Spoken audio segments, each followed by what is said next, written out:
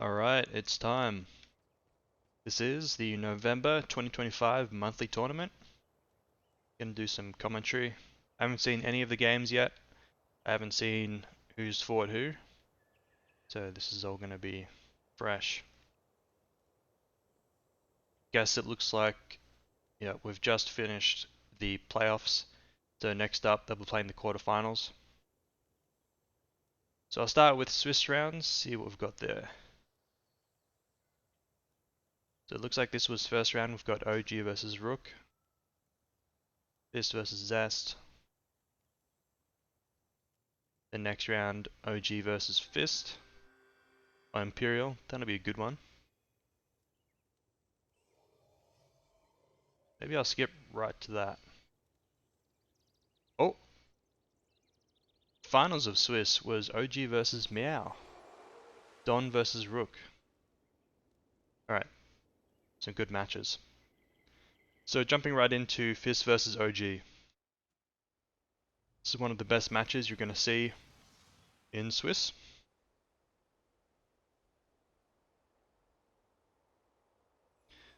So we've got Fist with Singust, 2 Assassins, 2 Ellie Necros with Gaze of Contempt, and Mesrit with Pact and probably a lot of Rups. OG with Triple Front Double Mez. So this is a build that Fist, in a previous iteration of this guild, ran last year around in November. In finals, I think. Is my volume not on? I can't hear anything. Okay, now I can hear. Yep, so this is a build that Fist could potentially run in eliminations. Whereas OG, I think they're unlikely to run this build, Trip Melee, Double Mez in elimination rounds. So the advantage build-wise, or mind games-wise, probably goes to Fist because if this goes well, then OG have to be concerned about it in the elims, but if it goes poorly for Fist, then they can just switch to another build. For elims, assuming they have one lined up. OG with the Warrior at the back. Mesmer at the back. Okay, they're looking to split right off the bat because they know it's Singust. Pushing the flag hard. And Fist looking for the kill while they run on 8. They've got Hex remove here. Flag drop and pick up. But no gaze though, so it's going to be hard to take off. Still scored the kill there at number 8. It's going to say hard to take off the Spirit Bond if the Monk can cover it well. But Monk was alone for far too long. This probably could have got the second Monk back there in time to save him, given that there was no threat at Fist's main team. OG going for the big split. Got Lisa, I think he had Cryptsig. AD, Meze, and Hammer Warrior. Collapsing with Gust, Assassin, and Prot. Mesmer coming too. This Monk won't have Dark Escape and won't have Teleport, so he's got to be pretty careful. His Gaze coming, there it is. He's waiting for the Spirit Bond now. Gaze should come any second now. Nope, not gonna bother with it. Death at main team actually, of OG.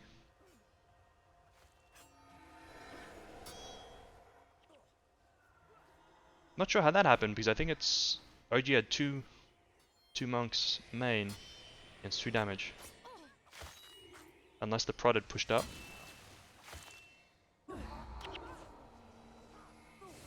Split's being punished, prod of OG is there to catch. But OG don't have a flag capped, so Fist have a long time to put up pressure on OG.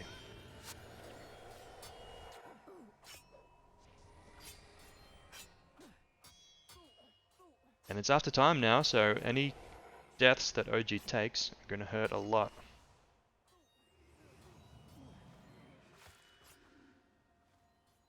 OG's Pact is not nearby. Power block, maybe have a res on this Mesmer. It's not already used. Pact coming. Pact manages to get off.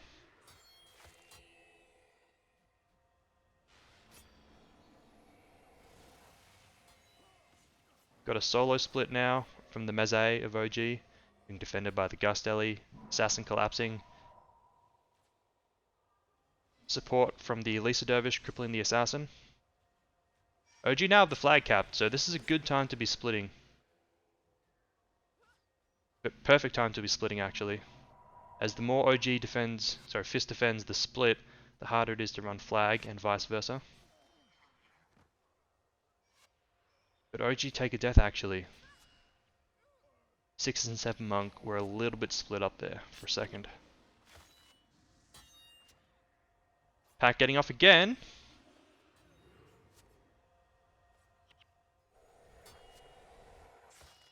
Very fortunate for OG to get off that pact.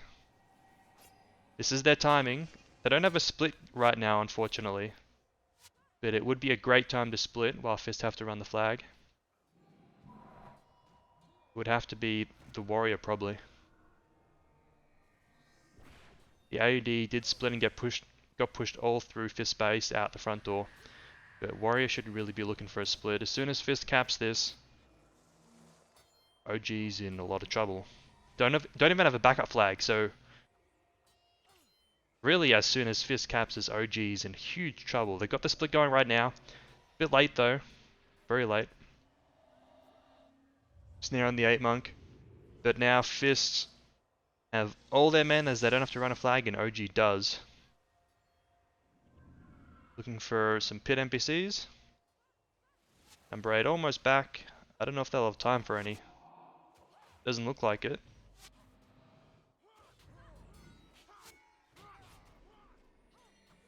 See how the number 8 goes here against the Ellie and the Assassin.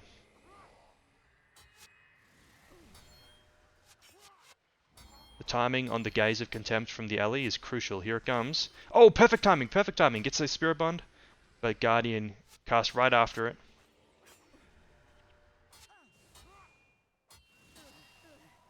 Monk still goes down. It was such good timing.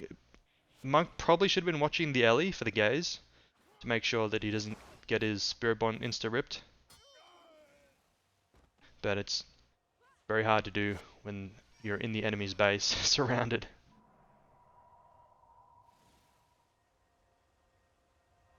And split of OG goes down. Now OG's capped the flag, but this is in control of the game now, so it's not going to achieve anything. Just even running on Prot Monk.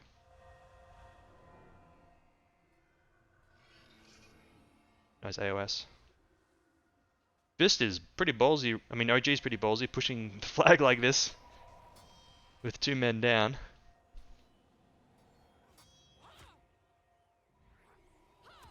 Getting the Assassin low for a moment. With the backup flag, Fist is going to hold. There's the base res on the 8 monk of OG. OG's got to be careful. They are pulling back. One thing about Fist build is I don't think it has any snares. Both the Ellies I think are fluxed.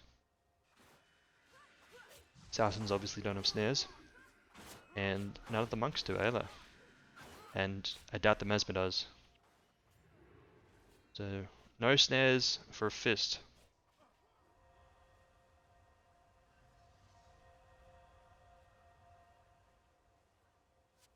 Gives OG a much better chance to split than if they did have snares. Chased out by an Ellie and a monk. OG are going to have to find a way to cap the flag if they want to get their split going. They're capping it now, pushing front door, at the same time they're pushing back door. Great job by OG here. Not taking any deaths for it. Really good job by OG. No deaths for it yet, I should say. Close to taking a death there on the 6. Find 1 footman kill, 2nd footman kill. Have the flag capped. OG suddenly are in a good position once again. So long as they can survive long enough that Fist has to run the flag.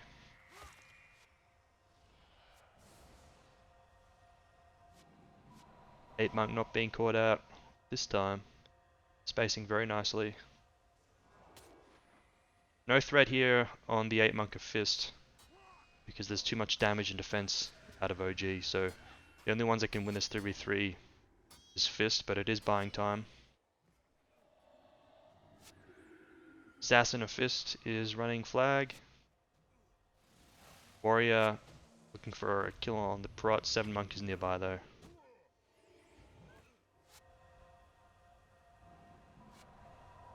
So OG have done a great job with this window they've created for themselves, but unfortunately not able to achieve anything except for regain all their positioning.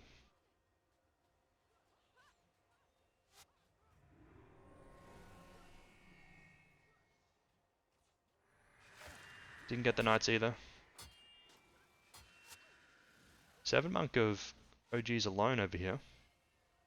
And OG don't have the flag capped, so this is another risky position for OG. They have to run the flag, they've got a solo 7.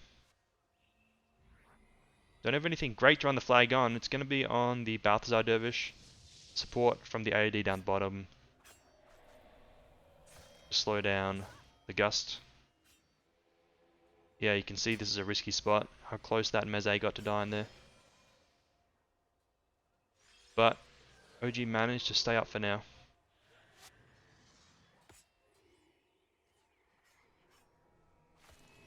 OG have just got to get this flag in. Fist preemptively running another flag. Which is going to cut down OG's timing. OG's gone for the 7 monk. Don't think they're going to have enough time though.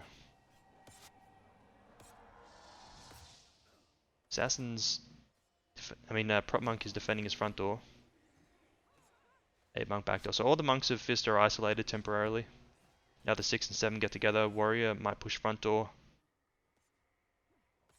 Yeah, it's unfortunate. Had the warrior pushed front door a bit earlier, maybe the 7 monk would have been isolated for longer. But it is difficult for OG to kill the 7 monk with this main team composition they had with the AOD and the dervish, as they'd be strong against a prot monk because the AOD removes the enchantments, but against the heal monk they have nothing to interrupt all the healing. Or at most they maybe have 1 interrupt on the AOD mez. And so you can hit the heal monk of Fist a lot, but you can't kill him very easily.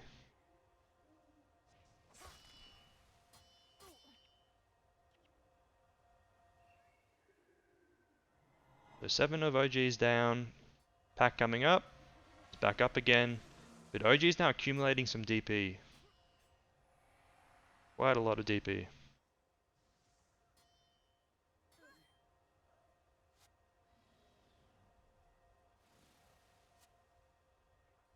Alright, what's going on now?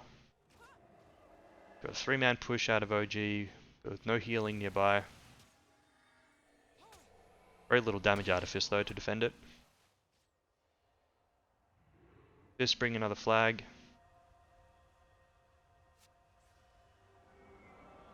OG with the backup almost here. Gaze on the Meze, the AOD. Careful. Power block. Maybe that's how Fist is scoring kills. I haven't been paying attention to the impact of the power block of Fist's Mesmer.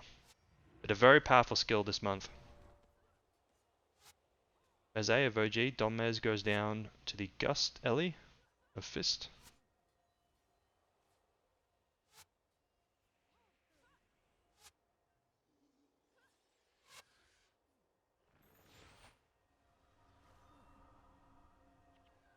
OG holding on 8 right now. Fist holding flag.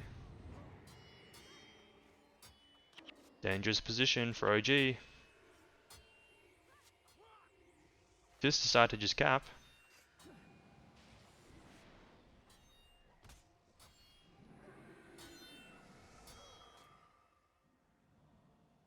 And Fist running on the prot monk. And a death there, packed kill on OG 7 monk.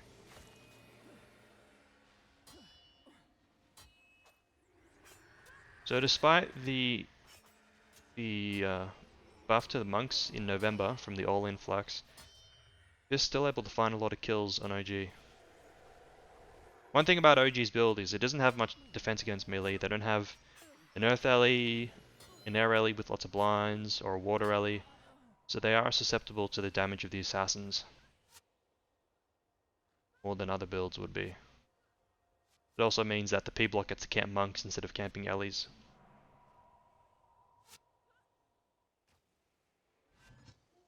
But it's possibly because OG just wants to hide their limbs builds. Since there are only 16 guilds in the mat, everyone who plays the mat will get a spot in the limbs rounds, so you don't have to actually win the Swiss rounds.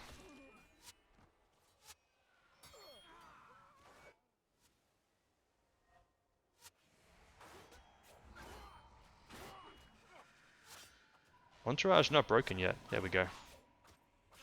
Entourage broken now. Guild Lord is going to go down before 14. Game goes to Fist. That was round 2 of Swiss.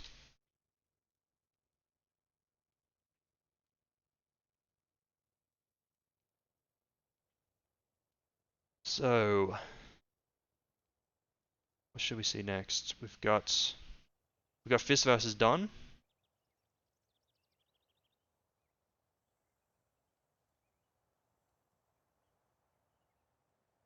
Yeah, might watch Fist versus Don next. So this was round 3 of Swiss. Nomad Zal, that will be the finals map this month. Spirit Way coming out of Fist. And Don with Lord Damage build. Lord Damage build in Swiss against Fists. That's ballsy. Pulling out a build that normally might save for a limbs. So Lord Damage versus Spirit Way. What to make of that? I feel like Fist wins this. Yeah, I feel like Fist wins this because they've got so much damage. They're not gonna have a great way to kill the Ranger Spirits, because the Assassins are probably going to be looking for Lord damage. I mean, I think there's obviously no way that Don can win an 8v8 because they don't have enough damage. So they do have to actually play their Lord damage strategy. Oh, hang on. It's jumping around. Let me rejoin that. So I think that Don just straight up lose because the Spirit Way just has too much damage. Even with 5 monks, was it? Even with 5 monks, I don't think they can sustain against the Spirit Way. Can you imagine in an 8v8, Don isn't able to score kills and is just waiting to eventually die.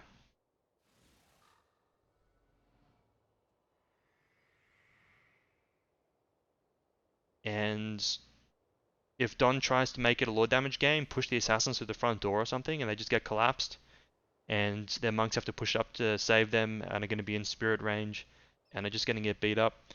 Because of the all influx, monks are not bringing warrior stances or shadow arts skills, so no dark escape, no prot D, no return, and so they're extremely susceptible to the warriors of Spirit Way, 2 of which will be Dev Hammer, most likely. And Dev Hammer, with Infuriating Heat of the Ranger, gets fully charged in one combo. So you Dev Hammer, you hit twice, and then you Dev Hammer again just as he gets up. And you can keep on chaining that. And if the monks don't have stances, and if their guardians are not lasting long, and take longer to cast because of the Ranger spirits, then the monks suffer greatly.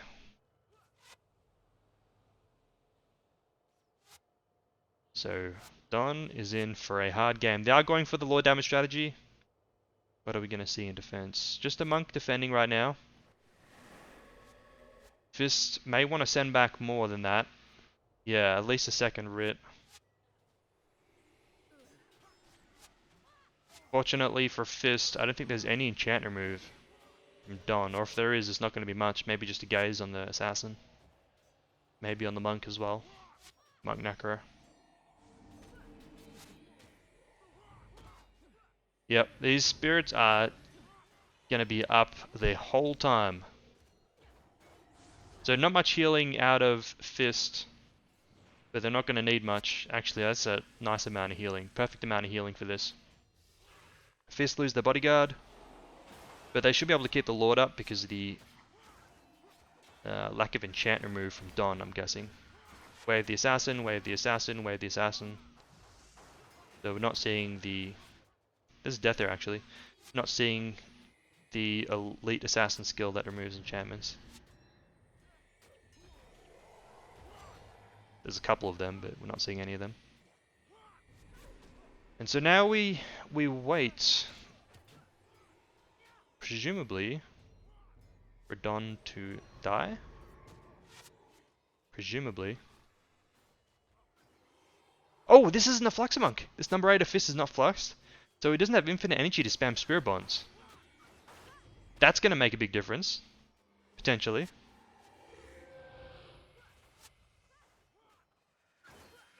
Lord still seems okay, but that's a big difference. If he was fluxed with Spirit Bond, then there's no way they could get the Lord low, I think. So this is actually... This is interesting. Pressure's on Don now, on Don's backline here. They are getting pushed hard. They've lost a lot of pit NPCs. They've only got an archer and bodyguard left. A lot of damage. Yep, monks are going to drop. It's after time. They can't hold this up much longer. It's too much damage, and the enchantments are casting so slow and lasting for so little time. The Dev Hammers, one on each monk. There's even a Bull Strike on the 5. One monk goes down. 2 monks go down. 3rd monk, close to going down.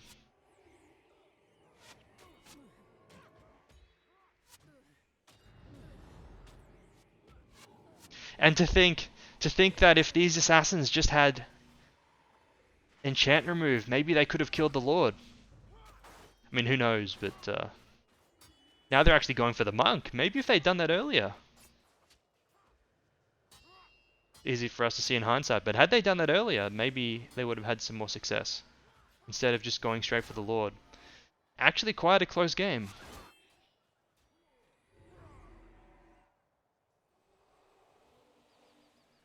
Actually a very close game. You can imagine that if Don just made a few tweaks to their assassin bars,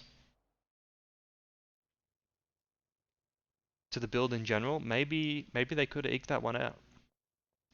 But game goes to Fist. And let's see what we have next. So that was this one here. Got Rook versus FR, Mile versus Meow. See that one. Fist versus Mile. OG versus Meow. And Rook versus Don. A lot of good matches. So we'll see Meow versus Mile next. Oh, AP spike out of Meow.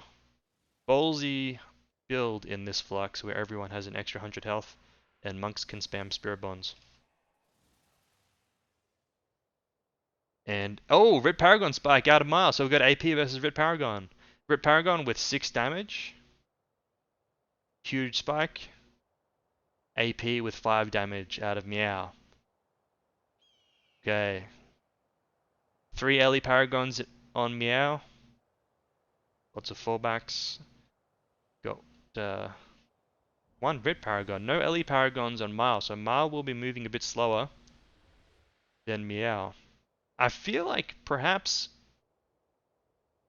if Meow don't have success in the 8v8, perhaps they should start splitting. They've got the 3rd monk, which isn't that helpful, I think, in the straight up 8v8, but does help a lot if you're splitting.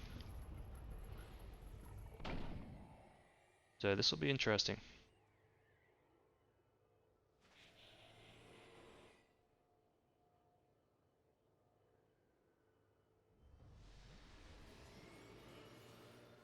I feel like Meow's going to have trouble punching through the extra health that everyone has, and they take a death instantly.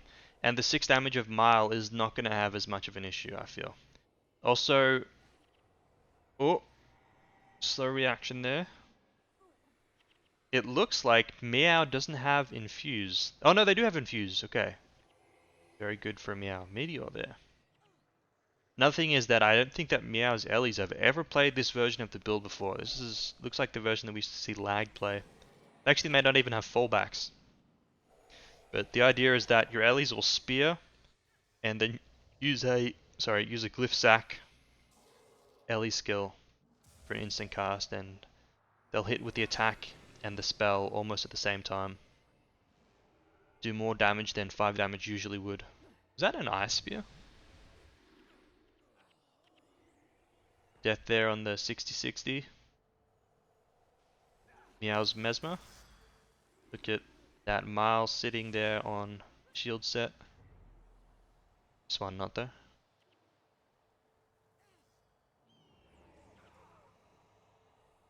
Yep. Meow's gonna have to split this up. I think they've just got the inferior build for this 8v8.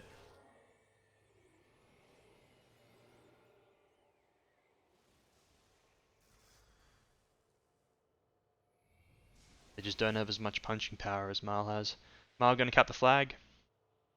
So that was a mind freeze on, I think was it? Yeah, I think it was Miles number 8 Monk. I mean number 8 Ellie. So his build is mind freeze. Yeah, swirling aura. That actually helps against the AP, by the way. Blocks 50% of the AP's attacks, but it's only up about a third of the time. And then I think he also had Ice Spear, which is an enchantment that gives him a little bit extra regen, which helps him survive against splits a little bit more. Ballsy move by Mile, by Meow, pushing through against all these Invoke Ellies. I don't know about this. Very risky move. Very, very, very risky move. Yeah. They can take a lot of Invoke damage in the choke, and they do. After time deaths.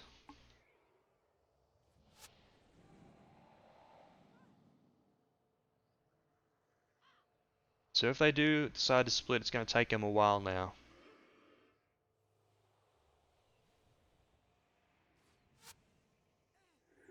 It's also going to be interesting to see them try and split against an Ellie with snares, especially these very powerful snares. Mind Freeze, 90% snare so long as the Ellie has energy.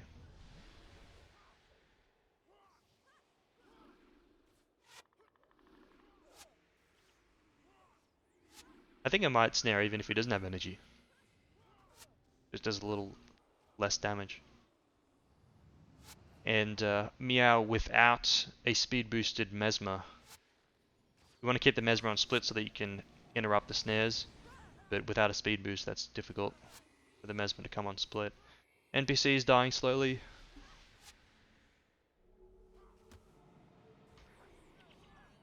Both archers are down. Mile taking their time.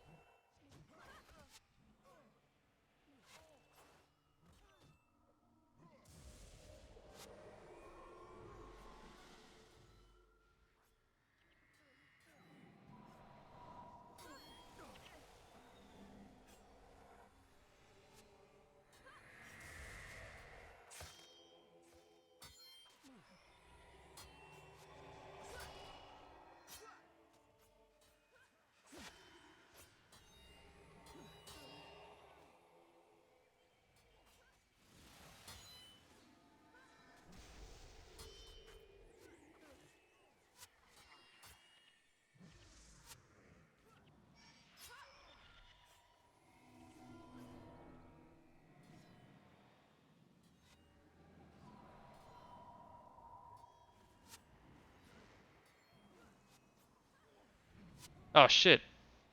I've been talking this whole time, and I just saw a chat message that you can't hear me. Whoops. Sorry. Thank you, Bazitas, for saying that. Otherwise, I would have been talking to myself for the next 2 hours. Alright, anyway, so Mile is going to let Fist boost. Fist is a little bit low, but Flux Monks are pretty powerful, so I'm guessing they will be able to recover.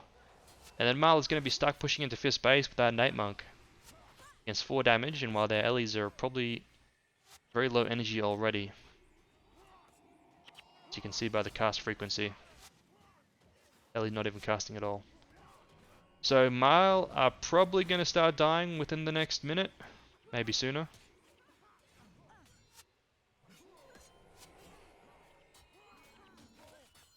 Got the Knights in, they've got both Archers in. Not looking good for Mile. Do get a Knight down. There's the morale boost though.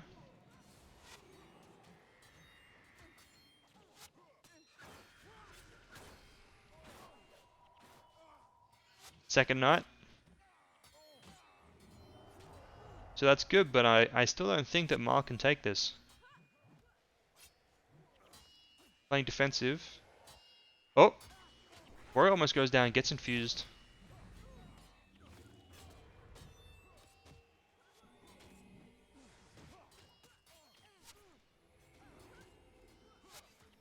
Mile's still almost scoring kills, so this isn't totally dominant out of Fist. But I still feel like Mile's just going to run out of gas. Kind of amazed they're still going. They have a monk down the bottom. Oh, hang on. Is this a monk solo? It is. Days on the monk. All skills interrupted. Monk solo. The ranger there took out the monk with concussion shot. Monk not able to stagger his skills through the days.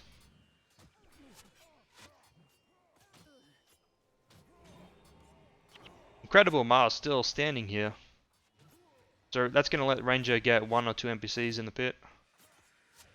But fortunately for Mile, nothing else. But it looks like they're running out of steam now.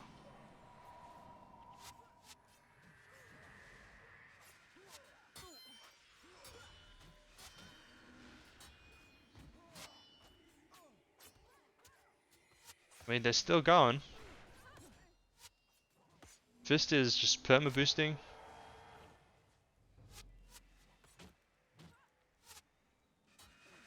Fist are gonna have probably a pact on this guy. Probably, yeah, pact on this guy, so they are able to res if they do take deaths. So they do have the ability to recover. They start taking deaths, whereas Mile's recovery ability is limited. They don't have any hard res. And any res sigs they have will not come back since they're not boosting. There's a death there, res by a sig on someone, on the Mesmer Necro. So that may be the only sig, or one of the only sigs. And Mile is gonna... If they take more deaths, they're not gonna recover.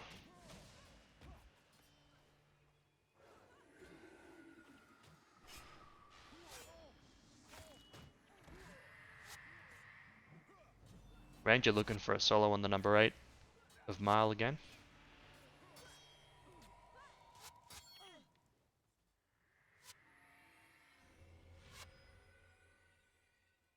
Oh, there we go. There's another death. And do they have another res sig? If they don't, they're going to have to pull back all the way. Here we go. Res sig. Complicated. Probably no other reses. And Mile have finally run out of gas. And are about to break down on the highway. Oh! Who got that off? Someone got a res sig off. Who had a res sig? Must have been the Ellie. Anyway, Ellie goes down again. It's going to be after time now. It may even be gained before 10 minutes.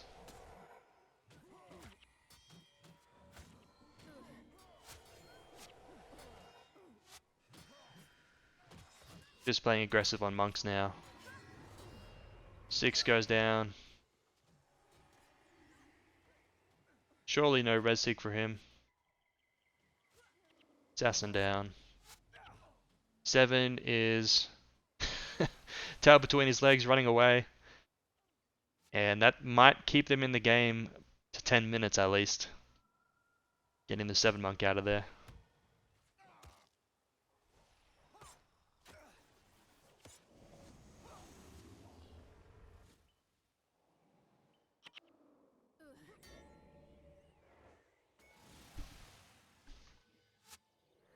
So the next question is, how much do Ma lose in this next minute? And then, if Ma do manage to survive through 10 minutes, question is, do Fist overextend a bit? Do they push too far? Get a bit too cocky, don't pull back in time? If they stay pushed through the base res, then it is a difficult position to pull out of, especially against all the Gust Ellies and AoE that they're going to face.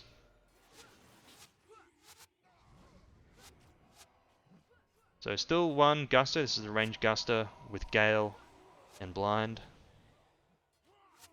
One Guster and 2 monks up, 30 seconds to base res, so it looks like Mile is going to be in it to 10 minutes. Question is, what do Fists do? Do they stay or do they pull back before the base res? This Ellie wants to make sure he keeps high energy so that after the base res he's able to go off. Gets P-Leak though, and that is a way to not maintain high energy. So not ideal that his energy's... Yeah, see, he even missed that shock arrow. Not ideal to have low energy for this critical moment. But there's not too much he can do about it. Other than just not cast. Fist pulls out over top. Play it safe. Ma push out over bottom. Bring a flag. It's good. It'll help them a lot to get the flag in. And Fist's gonna opt to push through this little choke point. Trying to slow down this flag a bit, make sure that their backup doesn't get returned, probably. Ranger is solo splitting once again. Looks like flag is going to get through. Not without being punished though. Yep, so Fist's going to grab their backup.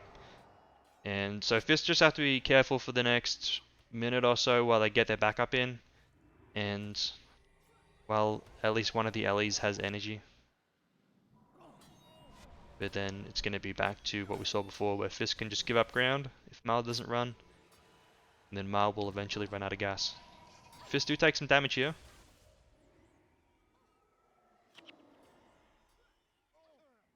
Pulling back now after they cap. And does Mal have any catch left?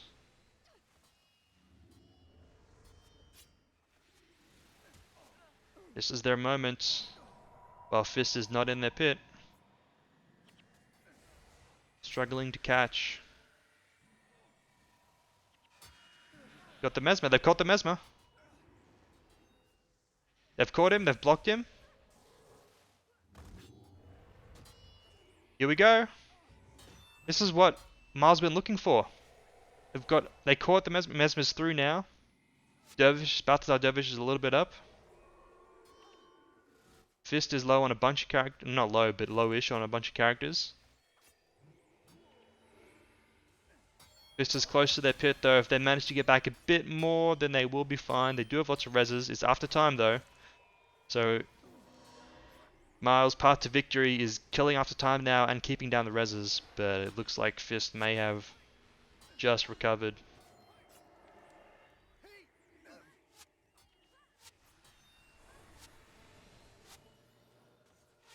Yep, Fist makes it back to their pit. Miles' window is closed, and now this is a difficult battle for them to win once again. Ellies will probably still have a bit more energy.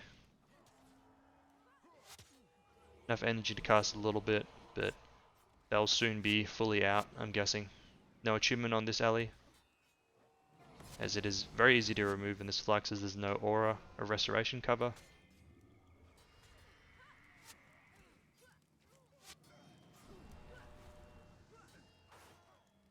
Fist still a little bit low. I mean, you know, taking a bit of damage, so still got to be careful. Ma looking for the NPCs now. It's probably a smart move. Yeah, but Ellie goes down and no reses left. So it's going to be a base res 1 minute from now. So Mile going to have to pull back once again all the way with one less Gust Ellie. Very difficult to do. They just got to be careful, I think, they don't take key deaths after time. Which it looks like they may. Prod is stuck, 7 is stuck. These may be after time kills. Just have a lot of catch. Got the Cryptsig on the Dervish down here. Yep, snare on the Meze here. The unflexed Meze. And lots of after time deaths. Oh! Oh! 7 managed to kill himself by infusing in the pit. Base reses. Milliseconds to spare. 6 is going to go down for time though, and no reses are going to come out. This fella needs to preserve himself. I mean, there's no hope for him. He's 100% dead. 6 goes down. He did preserve himself for a while, which is going to buy time for Mile. But Mile is running out of options. You have to survive. It's going to be a full minute to try and survive with 1 Gust Ellie once again and the 2 monks.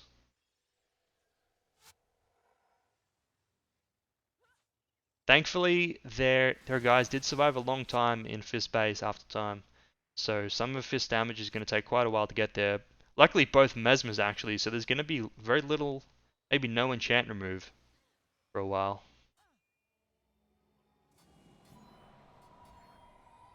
Yeah, no enchant remove from Fist for the next 20-30 seconds. In the pit at least. Question is, will it be enough?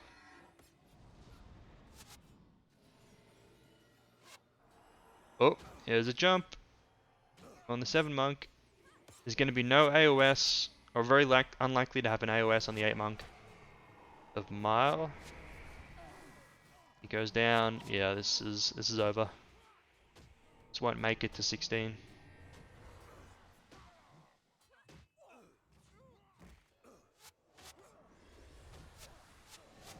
No stances on the 7 of Mile. No hope.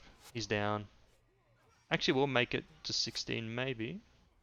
But even if they do base res, they won't make it here in time. And the game goes to Fist. Really well done by Mile though, I think. They pretty much did everything right. Or at least tried to. But this flux making it easier for the monks of Fist. And Fist just playing well and doing everything right on their side as well.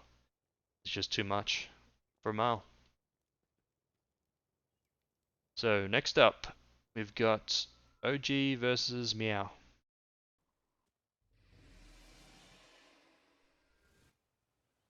Meow with 4 Ellies, 2 Ellie monks. Looks like they're running Miles build, Miles split build, where they have the water earth main and the 2 split Ellies. Ellie monks. So I wonder if they're fluxing or if they're running unfluxed with heals. OG, hang on, OG with the Spirit Way. But this is gonna be not a regular, I mean it's regular Spirit Way, but they're running into Ellie defense, which we don't see often. So that's going to be very interesting. The Ellies of Meow may actually add a lot of defense against OG's build. OG have no rups. They are reliant on knockdowns and Ranger Spirits. But there's going to be no rups for what will presumably be an Earth Ellie with Stone Sheath. And even more importantly, a Water Ellie who has Blurred Vision and a lot of snares. So I'm guessing... So I think the build favors Meow. Especially if these split Ellies have heals. If they're unfluxed. So build, I think, favors Meow. But I think OG may have stronger players. Ice Spike's bit of a troll skill. Question is also, what is the Earth Ellie's bard? Does he have skills that are going to help in the defense? So he's got ward against foes. That's a good skill to have. Question is now, does he have grasping? Does he have ward melee? Probably not. What is the rest of his bar? And also, how many snares does the water really have? Does he have blurred? He's got second wind. Ice spikes. Blurred. Does have blurred. Interesting. So, split Ellies are on the prowl. Do they have heals? Let's see. If we see +1 energy and plus health, no, looks like they're flux. So no. Ooh, playing out of the lava font right now. It's going to be very hard for the number 8 of OG to defend this. He's probably unfluxed heal monk. So I feel like meow is going to win this. They're not defending too seriously. Oh, actually, you know what? The water lily is nerfed a little bit by the fact that Nature's Renewal is going to make all his spells take twice as long. Meze of Meow's running a flag out. That's probably probably a smart move. And it's going to be after time kill on the 8 monk possibly of OG. Even if he survives, he's got no energy and very little health. Ellies need to be careful they don't overextend themselves here.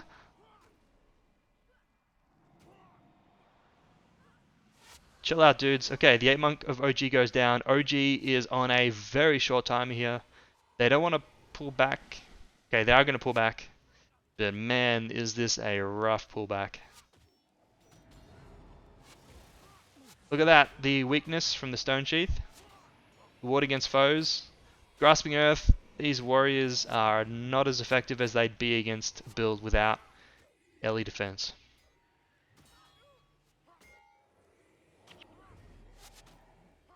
And it takes some deaths to the pit.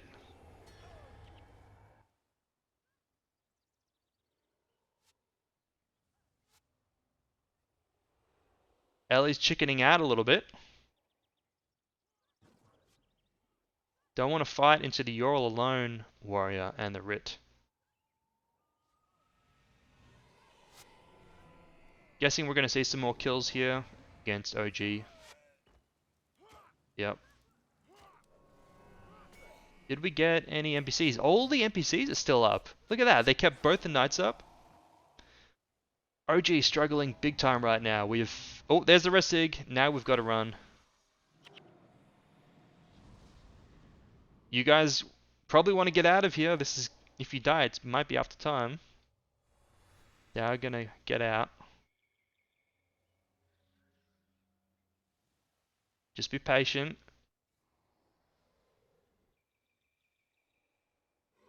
Meow is going to boost. Full pit wipe against OG. OG are going to have to switch up something.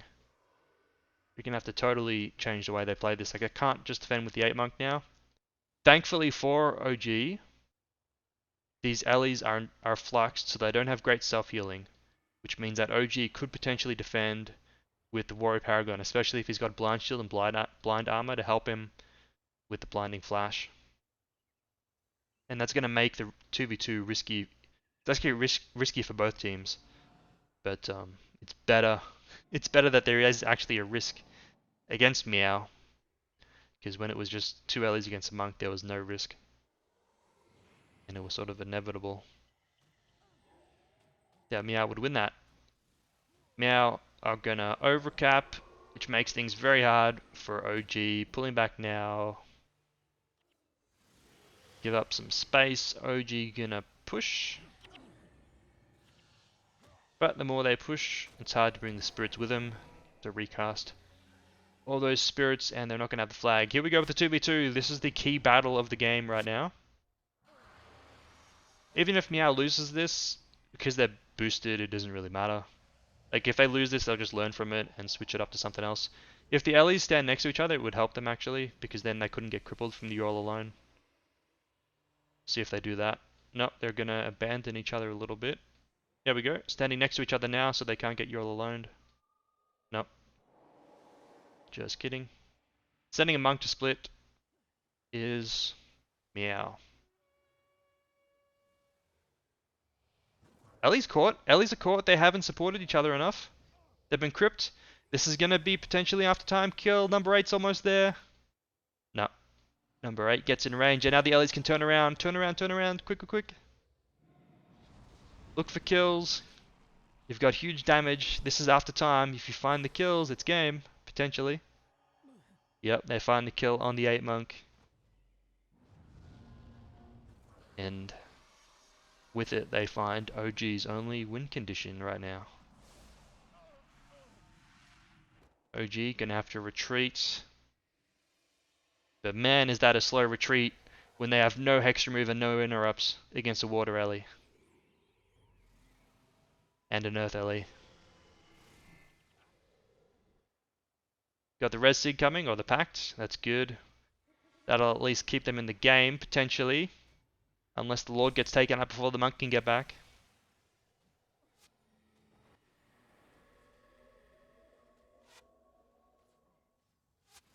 So I think the reason that both OG and Fist... Ooh, look at that. Monk's almost in range, actually.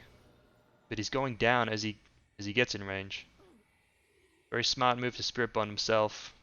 But will it be enough? Now he's burned a bunch of energy. Oh, almost down. There he goes. And that's a pack kill. Only one pack left. It'll be on the Ranger. If he does have it. Actually, they may have packed on the Ritz. I don't know.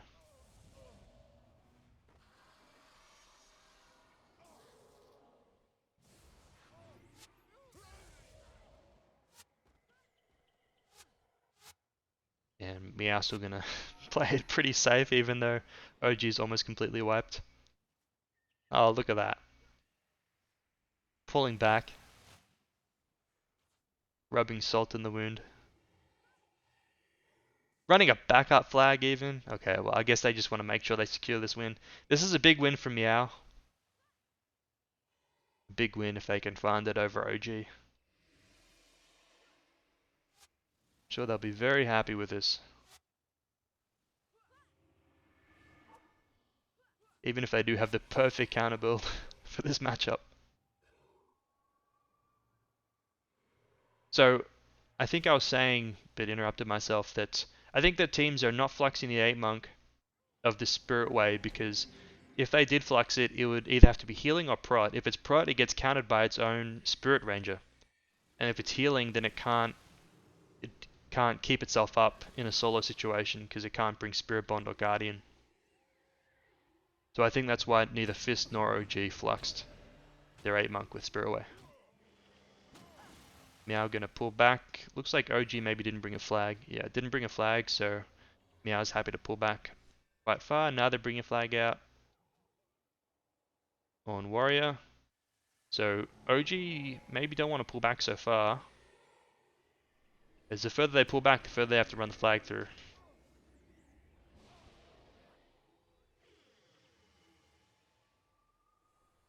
Yeah. Give themselves a bit of a challenge here by pulling back. They're going to run this through. Looking a little split brain here, not sure what they should do. Split Ellies are in a... Oh! They're fighting against 2 healers now. On the split Ellies should win this pretty easily. Yep, the Rick goes down.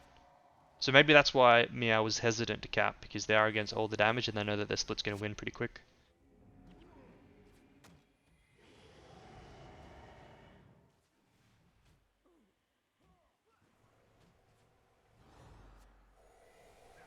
$60 on the number 8 monk of OG, and now there's no hope. Ritualist, yep, nothing he can do. And flawless victory to Meow, proving that Ellies are indeed goated.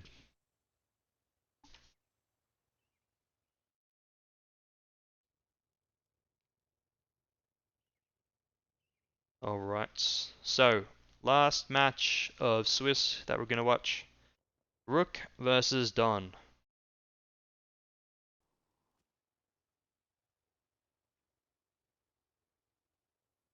Okay, so rook, single Ellie, 2 front, 2 mez. Done.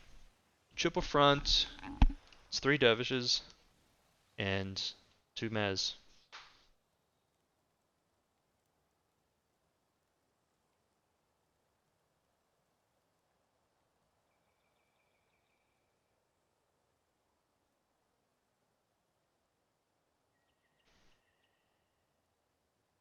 Okay.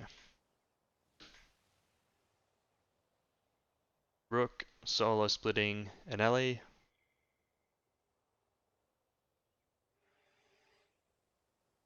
Not waiting back for a second flag, so I'm guessing that Ellie's not actually solo splitting, and we'll just go back for a flag. We'll see though. Lisa Dev undone is waiting for second flag. Nope, it's going to be Mesmer of Rook that waits back. So we're probably going to see a 1v1 between the, I'm guessing is Lightning Surge of Rook against Lisa of Dawn. Dervish Monk, so possibly with Val. Holy Val. Grenth out of Dawn. Grenth, Balthazar, Lisa. 3 different avatars.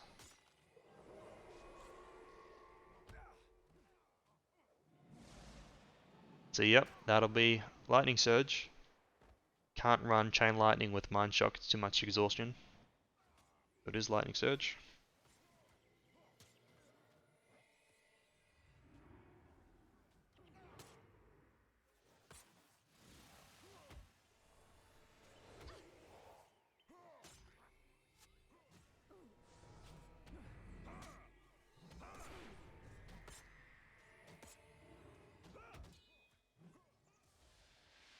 Fluxed Lightning Surge, so doesn't have a self heal, is going to rely on his passive regen from the Flux. Defended by Meze. Difficult job for the Meze. Is going to require collapses out of Dawn. This is a nice collapse map though. Unfortunately they don't have a warrior to collapse with, because that would be helpful to have a teleport coward warrior. Or collapsing, this dervish can fight the lightning surge just fine as well. Grenth dervish with pious restoration can take off every lightning surge, or almost every lightning surge, and fight successfully against the ally. Lots of armor, lots of healing. Usually this dervish will have Valve Piety too. Very hard for the lightning surge to kill it. Pushing with Cryptsig Balth is done. Bit slow on the flag. Out of Rook.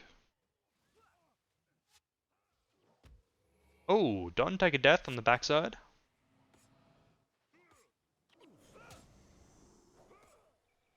With 2 monks nearby.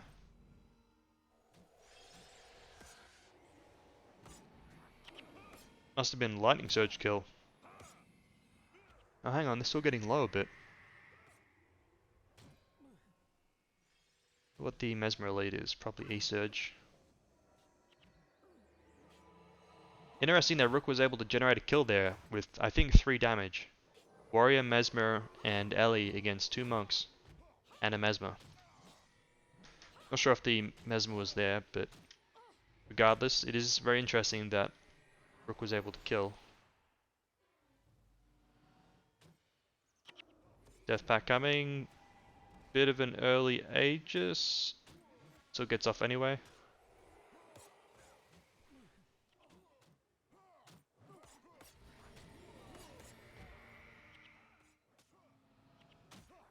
Flag coming on the Lisa. Out of Dawn. Backup flag already here from Rook. Lightning Surge playing aggressively. If that was Peace Spike on the Pious Restoration, Dervish might have died there, by the way.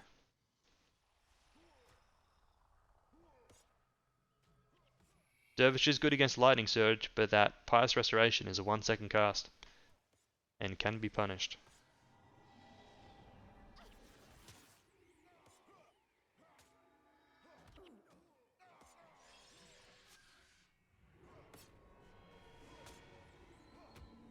Backup flag a bit slow, add a Don. Pushing flag, but it's a hard push when you're behind like this.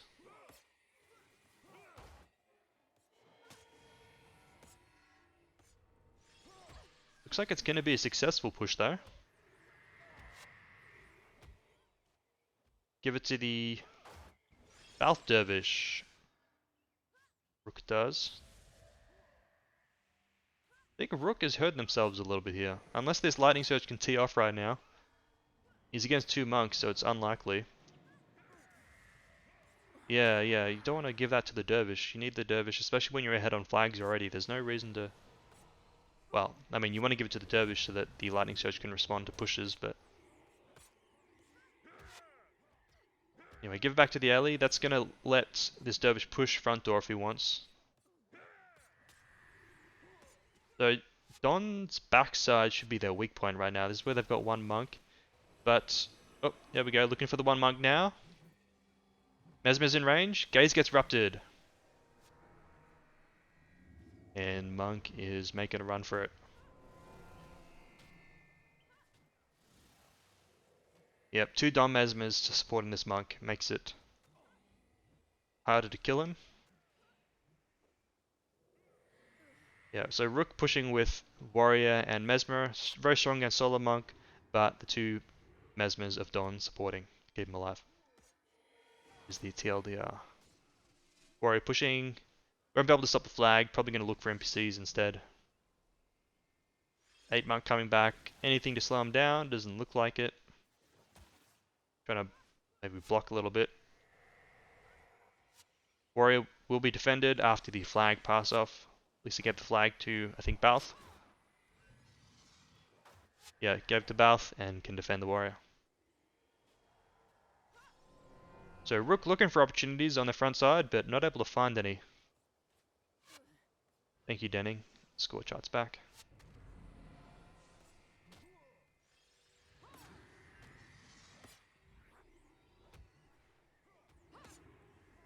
Looking for a kill on the monk again. Oh, there's the jump from the warrior. Line backing on the Mez instead of the warrior. And it's pretty hard to kill monks in this flux. I think this guy's going to be fine. Mesmer is almost dead. Prots here though for Rook, so Rook will be fine. Question is Don going to be fine? There's a big strip. He hits the E-smash. Aegis. Prot gets here just in time. Cheats back to do that. He's against only 2 damage. And the number 8 of Rook goes down on Rook's backside. Pact may be interrupted.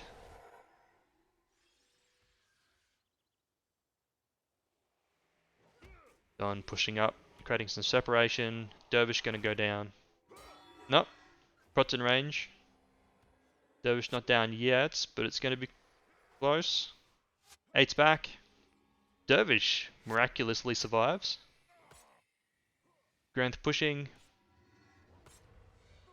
Prot Monk of Rook is on his backside, which means that Rook's push is at a risk. Oh! Having said that, Mesmer of Don goes down on his backside, so Rook's push actually surviving just fine. Perhaps aided by the fact that the Lisa has to defend the alley that's splitting. Oh, Dervish has Cryptsig, I think. Maybe? Does he? If he does, you want to be careful here, Cam. Nope, doesn't seem like he does.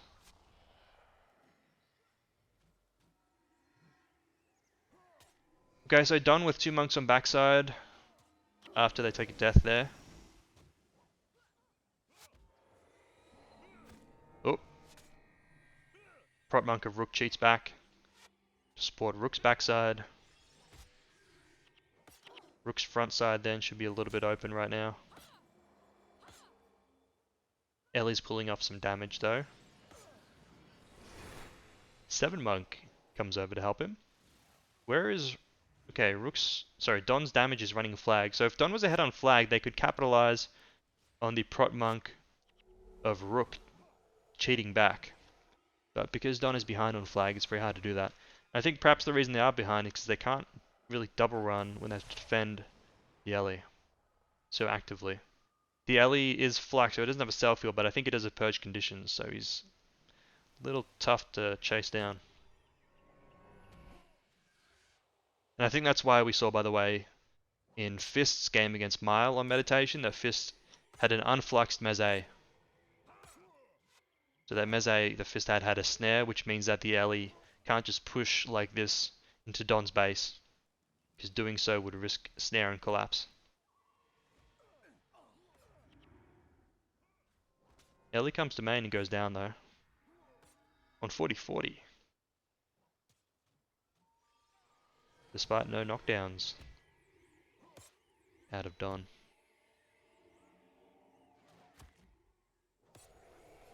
He will base res and perhaps help run flags a little bit. There's a cap out of Don. Now Don is ahead on flags. They're getting the backup now. And that's going to make it harder for Rook to be cheating with the Pro Monk. Pro Monk is front side though for now.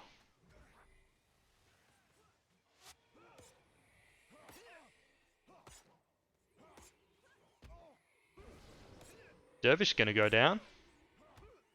8 monks coming. Nice lightning surge forced the Dervish to cast Pious Restoration, which kept the Balth Dervish of Rook alive for a second, but he goes down anyway.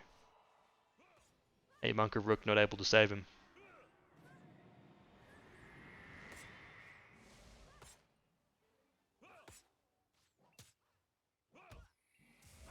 So Rook, now that they're behind on flag and the Ellie's on backside, is suffering quite a bit.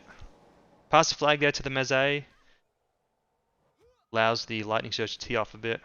But they haven't got a res, so this guy's going to be down for a minute.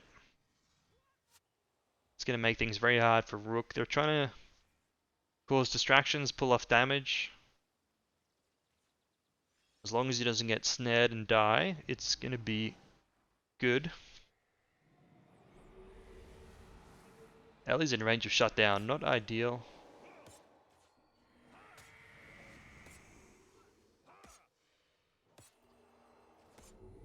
He's against how many monks? 2 monks and 1 mez, so not a good position for an Ellie to be in right now. It can't run Rook. It's going to struggle a lot to run this flag. I guess they're going to wait for the warrior to base, and the warrior can bring it out. I mean the dervish to bring it out. So this is kind of a bit of a stall, but I think that this Ellie should probably leave and go split again. Rook do a good job though, not taking any more deaths while that dervish was down for a minute. Double running out of Don. They're going to be ahead on flags quite a lot. Oh, careful here. 8 monk of Don. Prot cheats back. 8 monk of Don just survives. Now Don's push side. How much trouble are they in? None, because Rook is forced to focus heavily on flags since they're so far behind. Grethderv of Don looks for NPCs now. He's going to find them. Going to find at least one. He sticks the course. Stays the course. Ellie does manage to resplit. He's followed closely by the Lisa. This is going to be interesting. So, Ellie suffering without the self-heal. Not that he could 1v1 the Lisa anyway, if the Lisa has Vow Party, which it seems like he does. Ellie going to go down? He does, so 30 DP on Cam there. Great job by Danny on Lisa Dervish. Yep, so Don's Grenth does find one knight.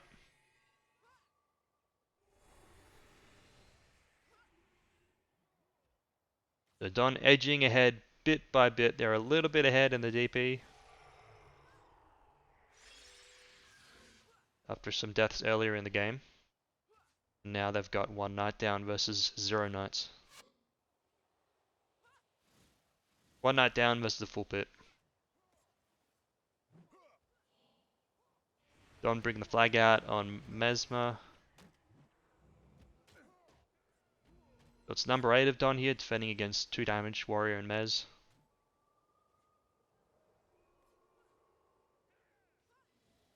Got some Cryptsig play to play defensive.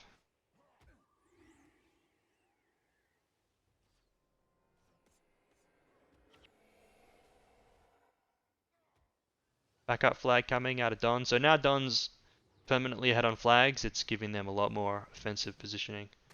Aggressive opportunities.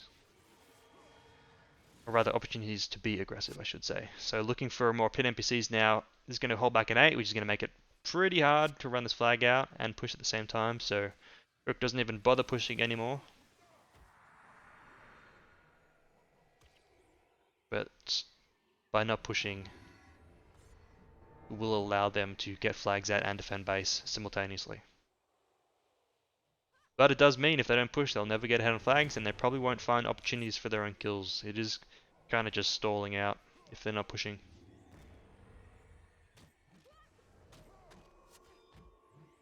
Flag on the Lisa of Don next. Flag on the Lightning Surge of Rook now. Let's see, what does the Grenth do? Does he look for NPCs or just flag push? Probably could look for NPCs. Nope. Flag pass, that's going to make it hard to find NPCs now, as Lightning Surge will defend it. Oh, you see that cancel there? I think that was a cancel on the Pious, as the Mez was watching him. It looked like a cancel. If it was, then smart move. So not going to look for NPCs as Lightning Surge defends. Here's the push now out of Rook. It's not supported by a Monk though, so it's just going to be a dead Mesmer after time. Possibly Warrior too, if he's not careful. Valiant effort, but without a Monk, there is no hope. Monk gets close, but not close enough. It's 3 damage now, so Rook's going to need that prot, but he's on his way. Will he make it in time? Yep, he does make it in time. Almost a turnaround kill there, solo by the Warrior. Where is the Monk? Monk is running a flag! Oh no! Dodge the spears! That was close. Ballsy move out of Don. They did get behind for that actually, interestingly. So if this res gets off, that push by Rook, despite taking a death, has actually put them back in a nice position. Flag-wise. And they almost got the turn kill there too, so. Great job by Rook.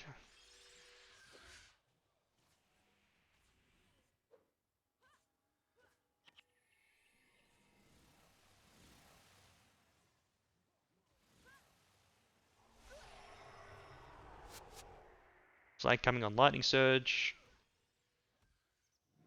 Little kill opportunity here on the 7 Monk of Don. Prot's on his way. Too far behind though.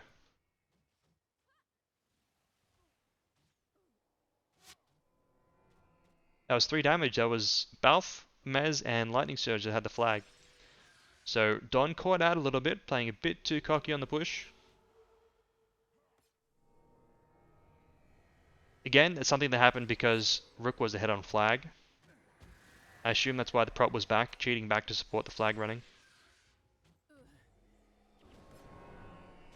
And the 7 Monk based.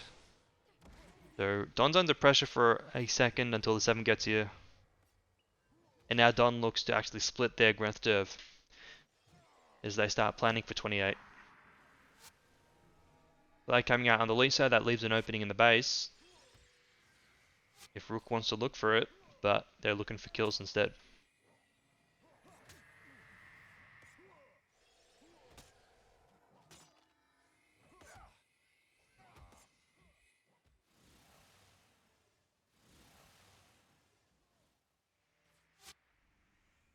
Is he going to bother with these NPCs? He is.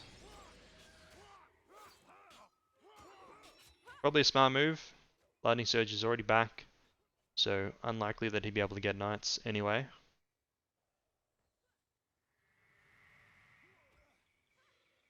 Rook now looking for either a flag push or for NPCs.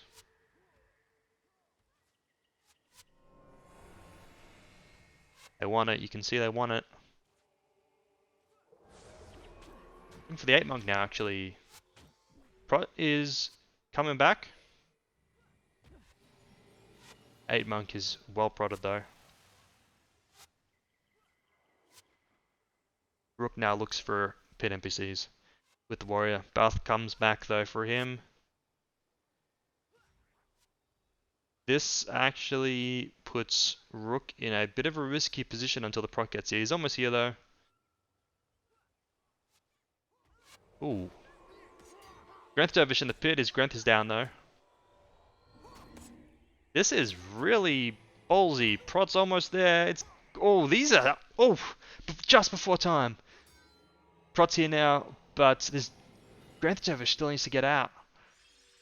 No other monk in range. No other monk anywhere close. The Prot is definitely down after time. Gotta survive as long as you can. Grenth down. Prot down.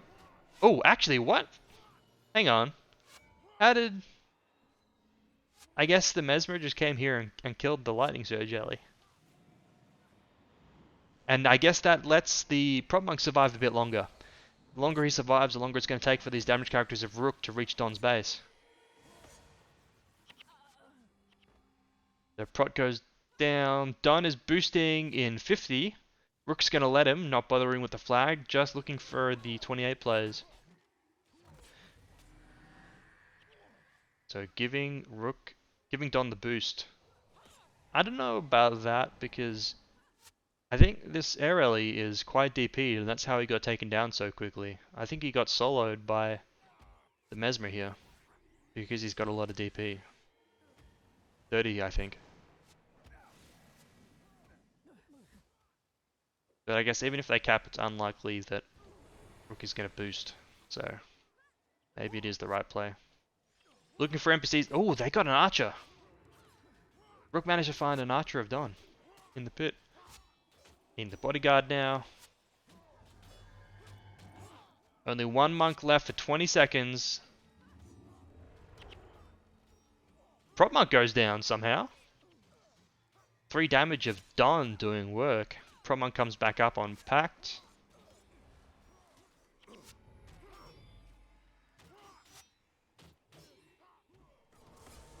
Okay, deaths before time. They got to still get to the Lord. They have no returns. Okay, they do have actually Shadow Walk that helps. Keeps the Lord up. But that's a lot of Lord damage though now at a Rook and almost full pit wipe. Bodyguard down. Only one knight left and an archer. But Rook is kind of... They're in there. And they do have DP. They take 2 deaths instantly. That's a pack... Sorry, it's 1 death plus pack kill. No reses left. Flag not capped. Too greedy. 4 of them down. How many more of them? 5 of them. 6 down after time.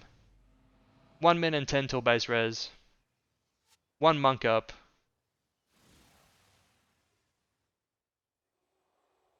I don't think that Rook is going to survive to 24 minutes. Monk is getting back as quick as he can, but he's going to survive, what, something like 30 seconds? 20 seconds? Maybe he will have enough time. Depends on how well he survives. There is a rend here, what do you call it? Skill that takes off all the enchantments. Won't be there for a while though because he doesn't have a speed boost. So it is going to be 30 seconds. He's got to survive for at least about 25 seconds. There's just no chance. There's no chance. He's trying. He's trying. He needs 10 more seconds. He's got to keep the Lord full health. No.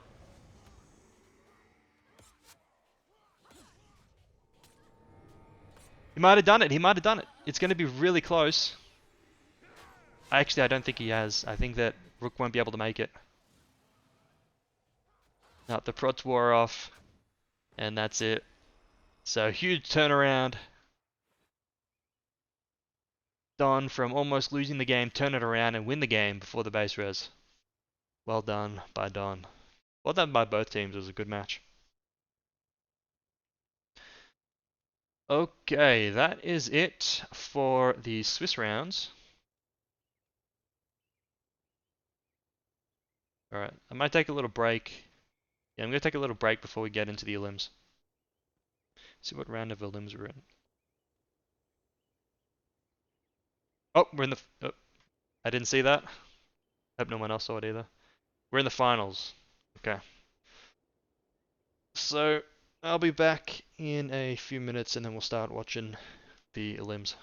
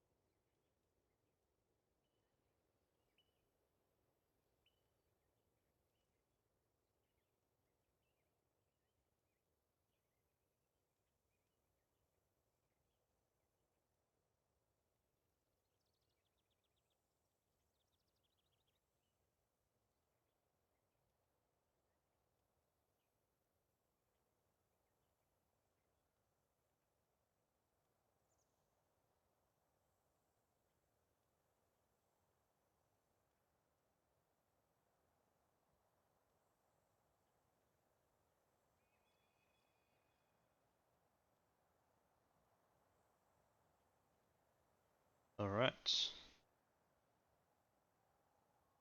Elimination rounds. Let's get into it.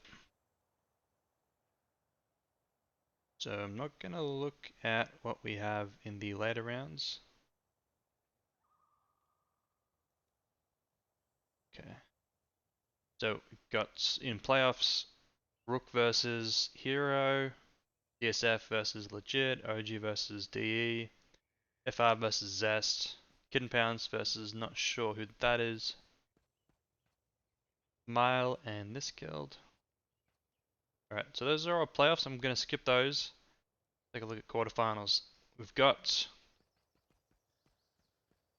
OG versus Rook. It's a good one. Fist versus Don. Another good one. Got DSF versus FR. Mile versus Meow. Okay. Alright, let's start with the quarterfinals.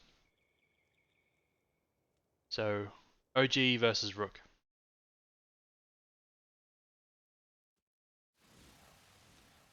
Rook pulling out the balance build. We got two Mesmers, Ranger, two front. OG also with the balance build. I'm not sure if this is disrespect out of OG or if this is like what the thought process is. Are they trying to hide their build or is this one of their core builds? I guess it does suit their players very well. They've got their frontliners on frontline, Ranger on Ranger. Yeah. It's a pretty suitable build for OG's lineup, I think. And Rook as well, suitable build for them too.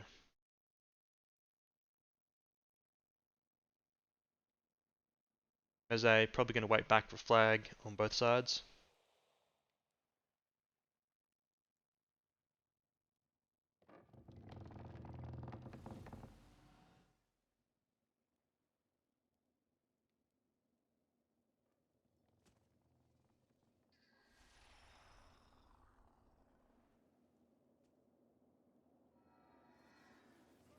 Jose have Rook looking for a split, but he won't find. Oh, he does find one actually. It's a Ranger.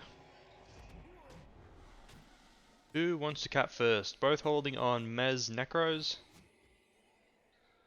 Ranger goes for that first Archer. Ranger of Rook comes back to 1v1. So that's going to be Beware versus Trojan 1v1 Ranger at the back door.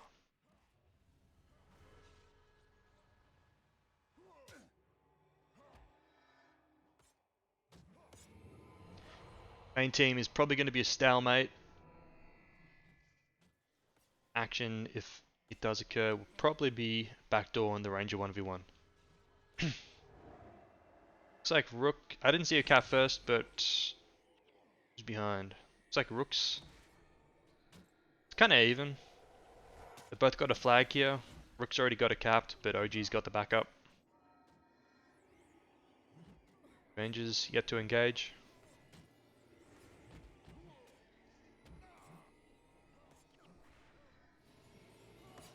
Rook playing a little bit disrespectful by not double running these flags, like OG is.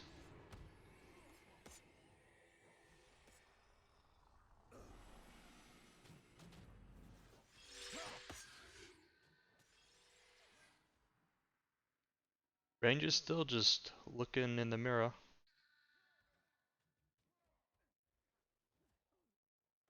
Doing a little dance off. 1v1 dance off.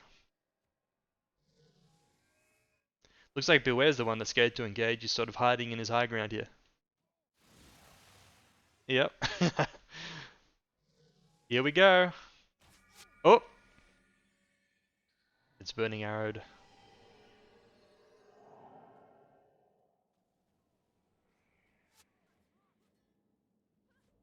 Okay, now we've got a push coming out. Neither team's main team is at any risk, so they can push sort of as they wish.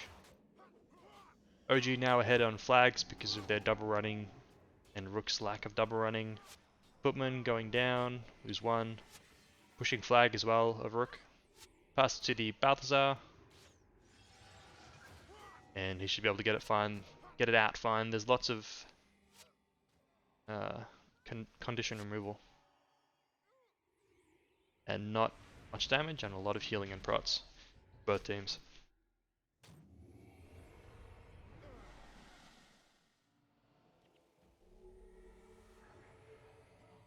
OG still going to be quite far ahead on flag though. They've got the backup. They can decide if they try and make a play off of this. Oh, it looks like Holly's blocked actually. Maybe doesn't know it yet. The knockdown will notify him.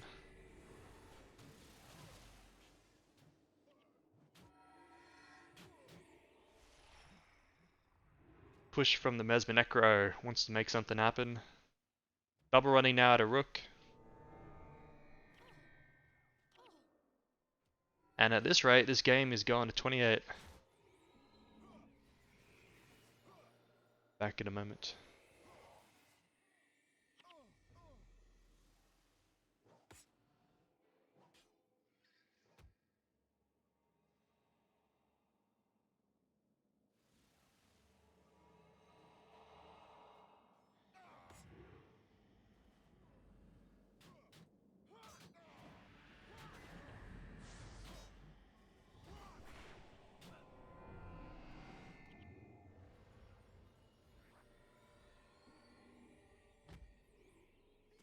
Alright, I'm back.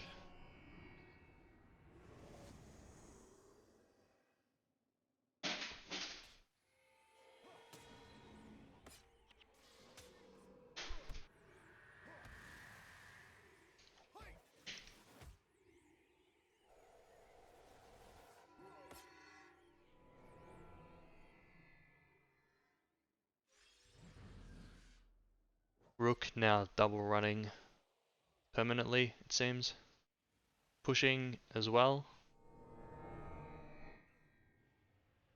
Push countered by Meze. Running flags for OG.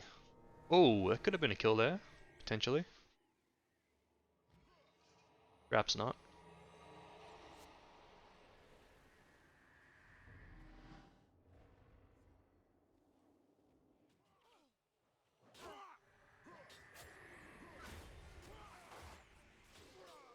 Second footman goes down. Knights will be next on the menu.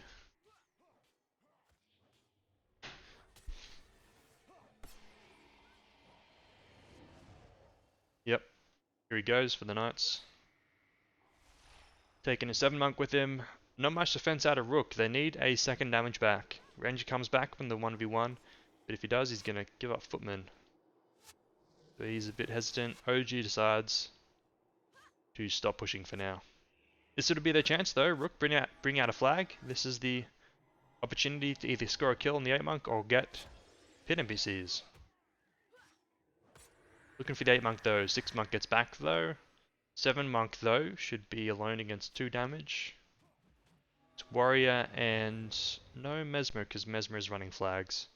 So it's actually perfectly fine. Both teams. The combination of the solo splits and the flag running making it very hard to score kills.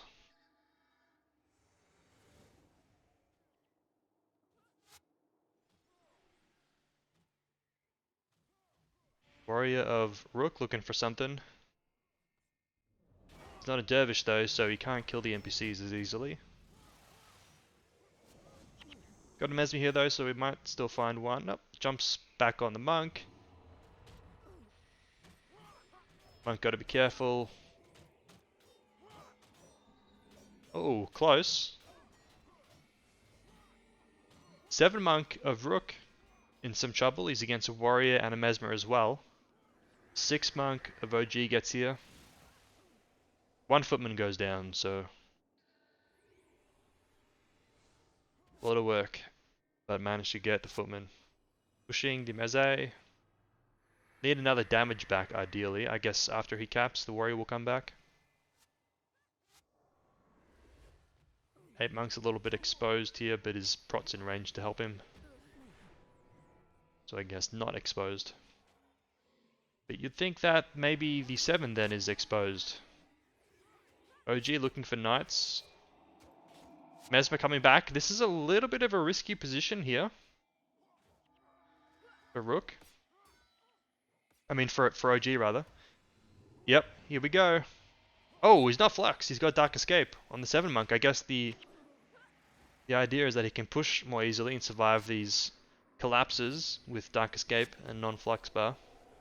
But he does go down in that little window that Rook had.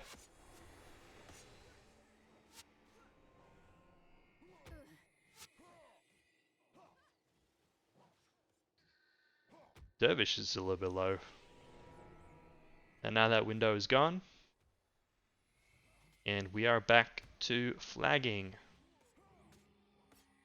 Flag here from Rook, double ran, pass to the Balf.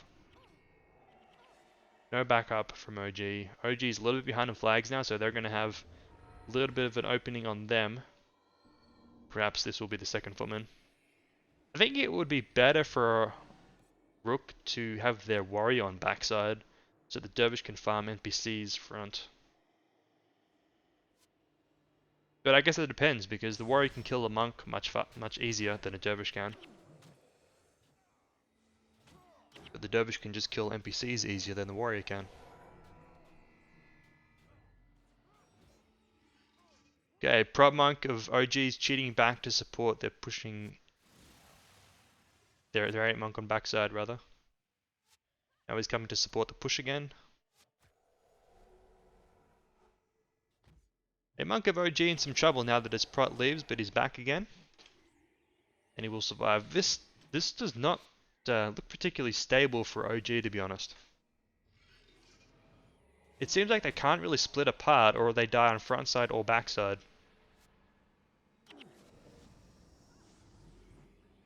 It's either the 2 damage, the Dervish and the Mesmer of Rook that defends kills the 7 monk.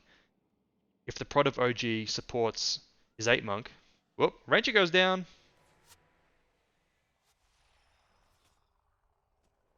Pushed a little bit too far there. Anyway, so I was saying that if the 6 of OG pushes, his backside dies, and if he goes backside, his push seems to die. So, seems like OG is having some trouble.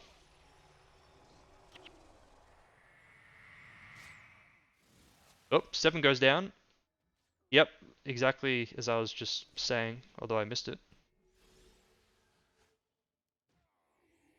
OG could easily stabilize though if they just stop pushing. But if they stop pushing, the game just goes to 28 and they won't find more NPCs. So it depends on OG how risky they want to play. How much they want to draw this game out.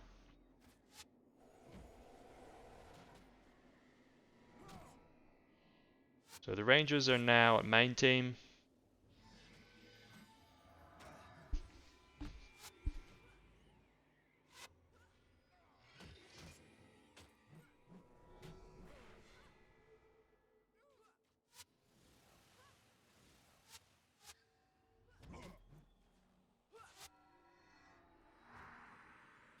Looking for knights. Using this opportunity where there's 2 characters dead on OG, Rook is going to look for knights.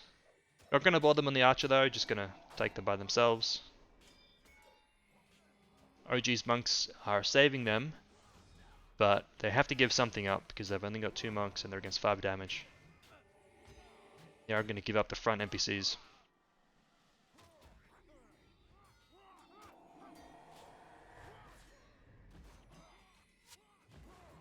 So Rook, no backup flag, so if they get pushed back and OG managed to get a flag out after the base res, then Rook will have to take some time to reset. Pulling out early, and that's going to mean they have to go back and run a flag, and the game position will totally reset, most likely. Managed to keep up all their pit NPCs. So only sacrificing these front NPCs, it's a very good trade for OG.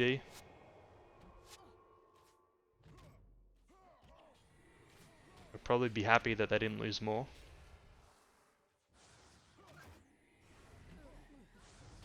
Eight monk caught out a little bit. Oh, saved. Running flag out on the warrior.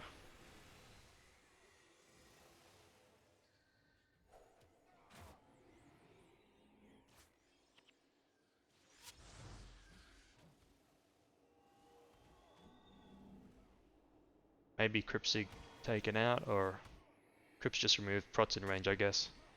A good job by OG managing to get that flag out and game resets. Not too much DP on OG. They do have one knight down of Rook, whereas there are no pit NPCs down for OG. So game's still pretty even. 13 minutes in. OG just needs to make sure they don't take too many more deaths. Oh, there's a flag pass. Yep. Given to the Meznecro. OG very far ahead on flag now. Question is, what are they going to do with it?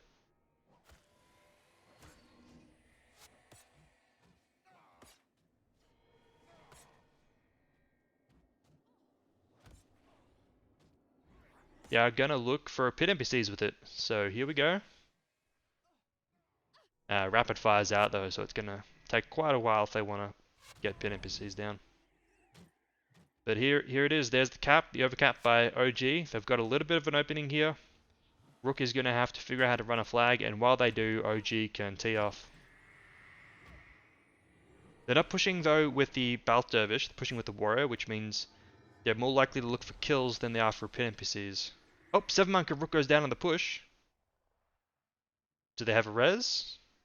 They do. He's trying to get in range. 8 Monk of Rook is also in trouble. Now that the Rangers are at main team, it's a lot more risky for both teams. Here comes the Pact. Oh, there's a Pact and a Sig, so can't keep them both down very easily. Number 8 Monk of Rook does manage to survive, and Rook will stabilize. So OG deciding to simplify this game a little bit. Stop trying to get pit NPC so early and just look for kills. And by pushing with the Warrior and the Ranger, they do. Is a cap out of Rook now. Not double running yet, or just going back now. Erupting the pin down with Complicate. Looking to isolate the 8 Monk again. So they scored a kill on the 7 Monk before. OG's got a little bit of a flag advantage here, so they could go for the 7. Actually, Rook is just going to push straight away while they're down on flag. This could be risky. This could definitely open up the 7 Monk. Okay, the 6 is here with him. So Rook's push should be stable, but their backside may be unstable. As the prod is not going to be able to support this flag run. Yep, backside very unstable for Rook right now. They can't both defend their pit and run the flag out. Dervish manages to just survive.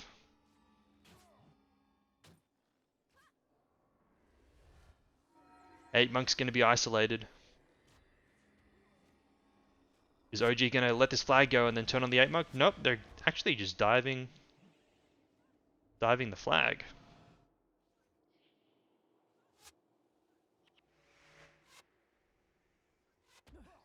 Yeah, now looking for the 8 Monk, but only with the Hammer Warrior. Okay, now Rook caps, and so they have the initiative once again. OG trying to run the flag out. Didn't lose any pit NPCs from Rook's push. That's good for OG. Pass flag to the Meznecro.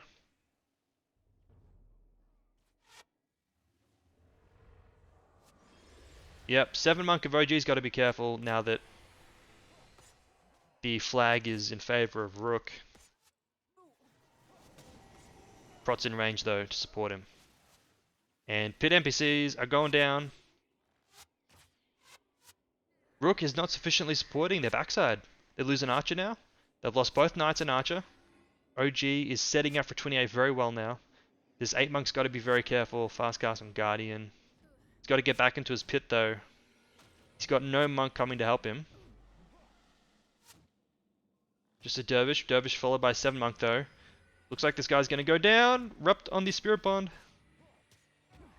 Concussion misses, but it doesn't matter. 8 Monk goes down. Here comes the res. KD'd. Rook not supporting their backside sufficiently. And that's going to be a full pit wipe.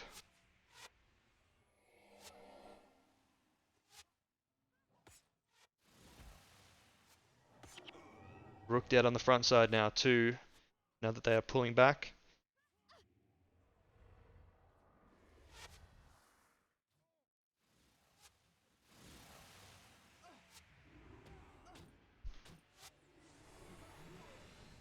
and OG is now firmly ahead in this game. Great job by OG, recognizing that what they were doing wasn't working earlier on, and switching it around.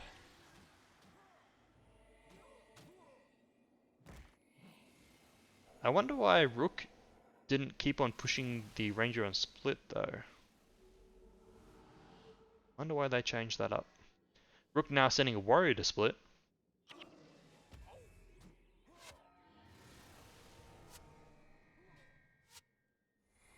Sorry, is that a dervish? It's a dervish. I get confused by these guys' names. We've got getting it in, who's splitting. Sorry, getting it Lin, Getlin it in, Getlin it in that's splitting, and getting it in that's a main. The dervish splitting comes back main though. Ranger splits, yeah. So Ranger splits. This is the configuration that was working earlier in the game for Rook. See if they manage to get in a favorable configuration once again.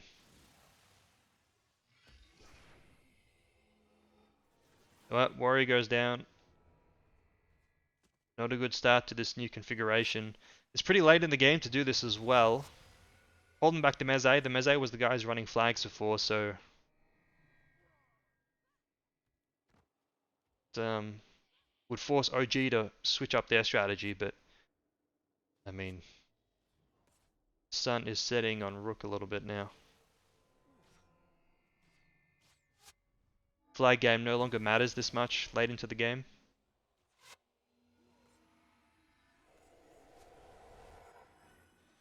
And so even if Rook find a flag dependent strategy, OG can choose to just disregard flags. Splitting with 2 now, Ranger and Mesmer. I'll get that back footman. Number 8 of OG's come back though. And 8 and the Meze will be able to defend in a straight 2v2.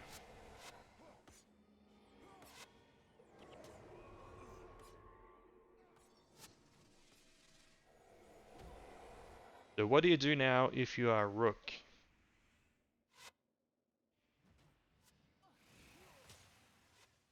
What do you do? You've got to start panic splitting, I think.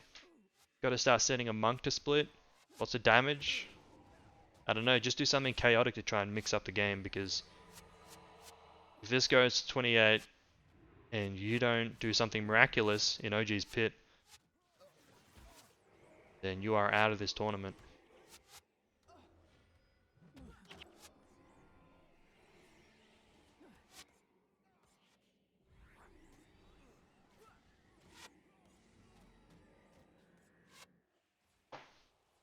They are looking for something miraculous, but they won't find it yet.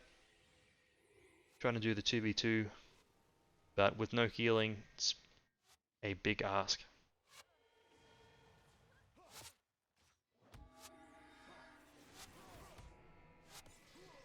OG already have a backup flag too. OG not even looking for lore damage, they're just... Oh, here we go. So 8 monks going on split, so OG's looking for the kill at main. Here we go, this is Rook's moment. If they can manage to survive against the 4 damage here. Doesn't look like they will though. They are getting dangerously low. 7 is almost dead. They've got to survive long enough that it forces OG to respect the 3-man split of Rook. But if they go down now, it's still okay, as long as they don't take the deaths after time.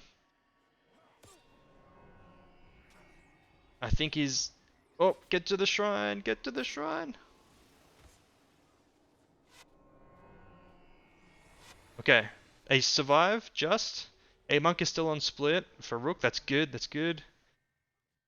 This is what Rook have to do, maybe they could send another to split or something now. They need to have success on split immediately. 7 monk goes down. No res, okay, here comes the res. Nope, no ages for it, not needed. And they're getting too low on split in the 3v2. The 8 monk of Rook just doesn't have the healing. He's running Prot Flux and not able to keep the bars up against the pit. So now Rook collapsing. OG's going to pull out a bit. And OG maintaining firm control over this game. Last pit archer went down too, so nothing left for rook.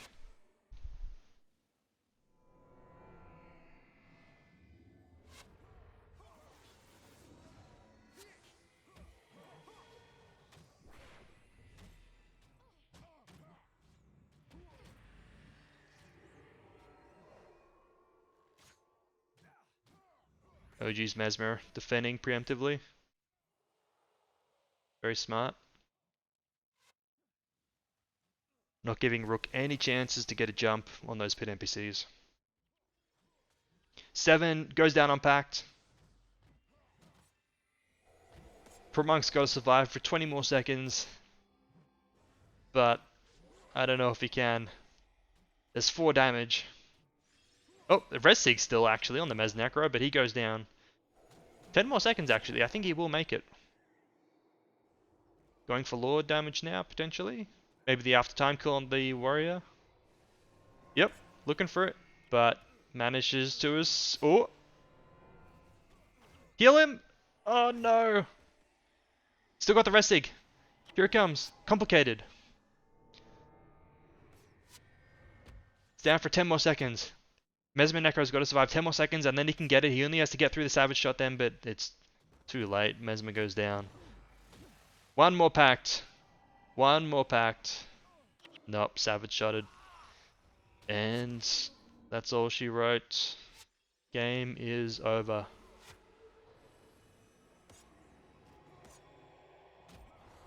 Split, not able to find success. Full pit still up for OG.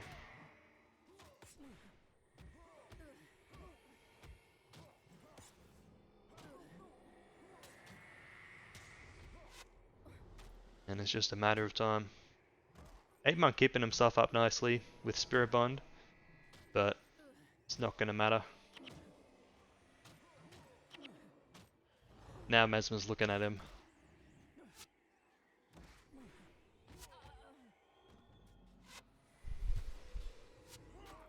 Game over.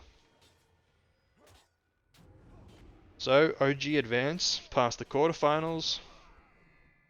This is the end of Rook's mat journey. And yeah, well played by both teams actually. And great job by OG switching up their strategy halfway through the game. Very well played. Alright. Next up, we have got quarterfinals. We just saw this one, OG Rook. Next up, we have Fist versus Don.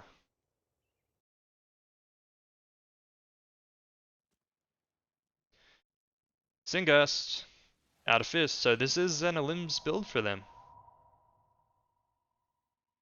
They're sticking with it, they're comfortable that this build can win a November Elims match against a good team. Don also with a wonky looking build. Okay, here we go. This is a 28 build, dedicated 28 build. I don't know what we're looking at.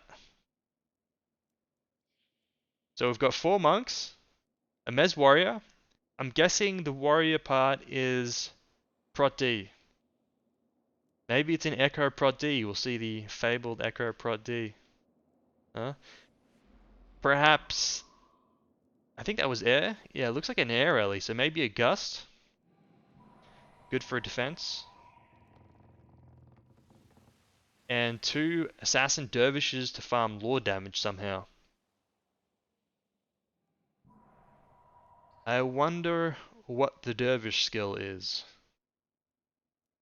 If they have a dervish skill, I'm guessing that they're not fluxed. So we'll see. This is a very unpredictable matchup. Here we go, Rending Aura, Rending Aura. So it's... Oh, okay. So the goal is they keep the assassins and Ellie on lord damage, and the Rending Aura combined with the attack skills removes enchantments on knockdown targets. So they're going to knock down targets with the Gust, and then assassins remove all the enchants. So let's see how quickly they can kill these knights. They're against 2 monks. Yeah, heal monk and 8. Who's a prot. Ooh, go down pretty quick. But now they're moving. Okay, they're taking that. What are they doing? They're getting collapsed, so they're trying to escape. We've got one assassin, one gust to front door, one assassin, one gust to back door. Looking for the monk. Mesmer's in range. Monk is in trouble. No, very little support. Oh, ward of stability, but it's nowhere near the monk. Very little support for this monk. Just Gust. I mean, Gust is good support. Monk manages to get away. That looked very risky for Don, not gonna lie.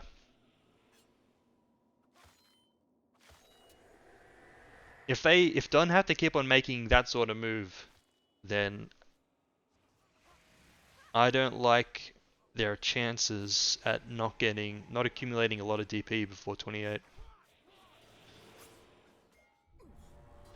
That is one difference between Melandrius dervishes for Lord damage and assassins, is that assassins don't really provide much, if any, support for the monk.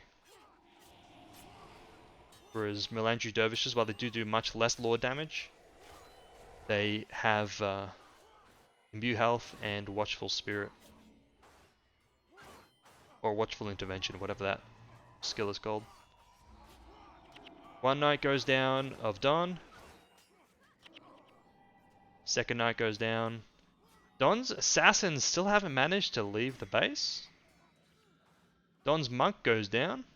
That's their split monk. He's going to be down for a while unless they have a res on the Mesmer or the Ellie. I'm guessing the assassins don't have reses because their bars are probably pretty stacked. Shattering Assault, so a huge amount of enchantment removal for Don, but just struggling to survive.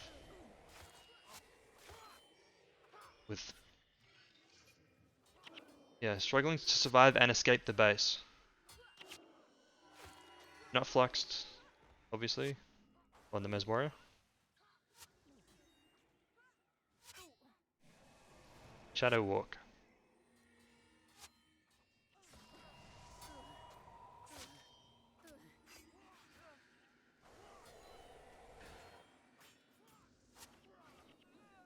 Yeah, and it's sort of fallen apart for Don here.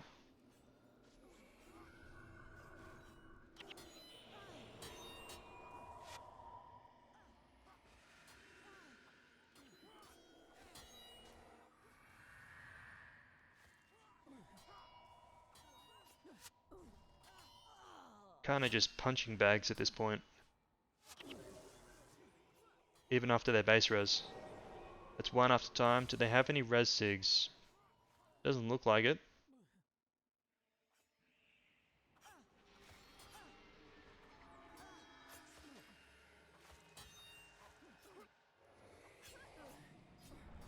Oh well, it was a good try. It's unfortunate that you only get to test these builds once a year in the Elims matches in November, but good try.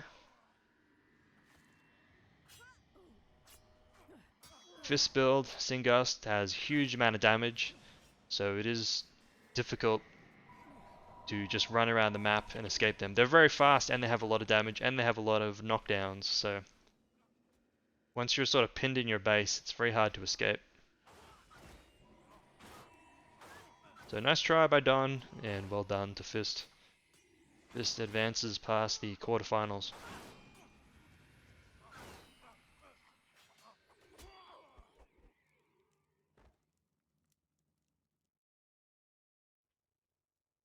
Next up, we have... So that was Fist versus Don. Got DSF versus FR. I'll skip that one. And Mile versus Meow. Will Mile be running their split build? Oh, Mile with the 6 damage Rit Paragon. Meow with the split build. Oh, this is an intense matchup. I think this heavily favors Meow. So it'll be probably Water Earth. So huge amount of control. Very tanky. Oh yeah, I think this hugely favors Meow. So Mile probably don't have a lot of shutdown. Meow are going to have a stone sheath, which is going to help them survive a lot. That'll be this guy. Against these spikes, for example, they can be holding flag on a guy that has stone sheath, and if they don't use gaze on him, then it's very hard for the spike to get through, especially if Meow is running minor runes on these Ellies, as they should be. The water Ellie is going to make it very hard for a Mal to collapse unless they've scored a lot of kills on Meow. And they're going to have Mal a very hard time dealing with the split Ellies. Because they only have 2 monks. It means that they're going to have to be defending with basically 1 monk and the water Ellie probably, and rely on collapses. And because they're defending with a water Ellie, it's probably going to force Meow to send the number 8 to split, which he's doing right now. And that number 8 being on split is going to make it basically impossible for a Mal to win the 2v2 or 3v3. Or 2v3. Oh, not sending the number 8 though, yet. Just looking for kills. Mal is, yeah, looking for kills. They can score kills. But if they miss the window, they've got to pull back. And you can see here, this is the problem. If they don't score all the kills, then they can get snared by the water Ellie as they pull back. They will manage to... Yeah, you can see here the folly of not sending the number 8 to split. That's why they should have the number 8 on split. Because you can lose the 2v2 because Mal have damage and you don't have self-heals on these flexed Ellies. But once the 8 gets here on split, Meow's Ellies can just tee off. So unfortunately for Meow there, we'll have to wait another minute for that base res. They've got to try and not accumulate DP. They've got to not worry too much about the boosting of Mal. There's nothing they can really do until the split Ellies get into full effect and wipe a lot of the pit to stop Mal from boosting.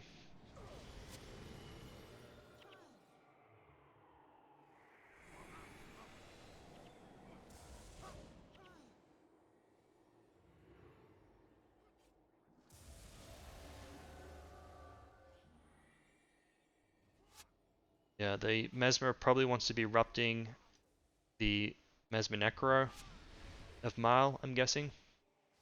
Especially the gaze. Once he gets the gaze, he can probably switch to different targets, like Ellie's. So Ellie's are back up, looking to split again. Gonna send the 8 monk to split, which is gonna help a lot. And when Mal collapses, it's the opportunity for Meow to catch a tail, catch one guy, one straggler with the snares, and that makes it very difficult for a Mal to actually get the collapse off because they have to support this one guy that gets caught.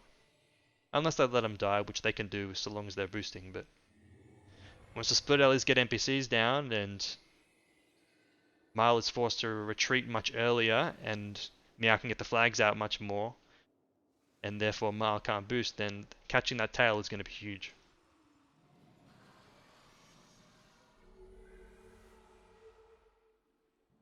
So Meow have to get this flag out now. This guy has to be on his high set. Actually, I don't know how Mind Freeze works. Do you still snare if you are lower energy than them? Anyhow, you probably want to send a monk to split that has Holy Veil. So that you can survive the collapse a bit better. So, interesting. Interesting that Mal there was able to collapse the entire map. And there's nothing that Meow could do about it. Perhaps Meow, what Meow should do is send the Meze to split now, so that he can rupt the Water Rally.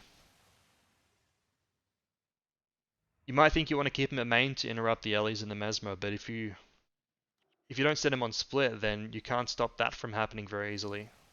Where the Water Ellie keeps your Ellie snared for like a whole minute while Mal collapses. So it's a good thing that they're sending the Mez to split. They could even send their other Ellie to split. They don't need to keep 2 Ellies at main.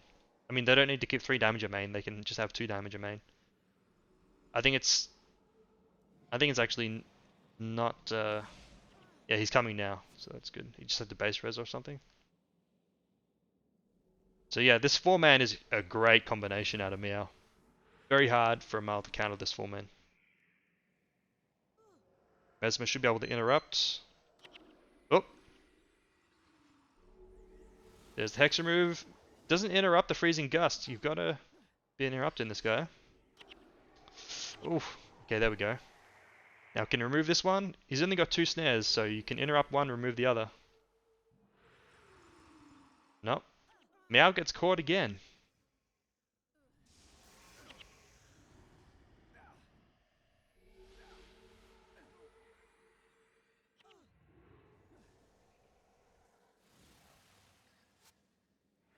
Yeah. Mal don't score a kill there, but it was close. They definitely could have. Like, if Meow had managed to not catch any of that. So even though I think I favor Meow's build significantly, they're still struggling. They haven't got any pit NPCs down. And they are at risk of taking a lot of DP now on split. This Ellie is already 30, I think. The morale chart up. Thankfully he's the only DP, but he is 30 and that's sort of dangerous territory once you get beyond 30 DP. You can die very quickly. And there's no packs on Meow as well.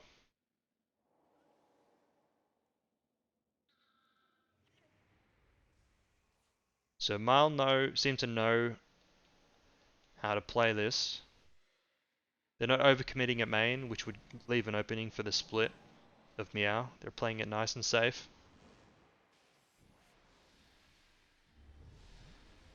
Which is all they can do.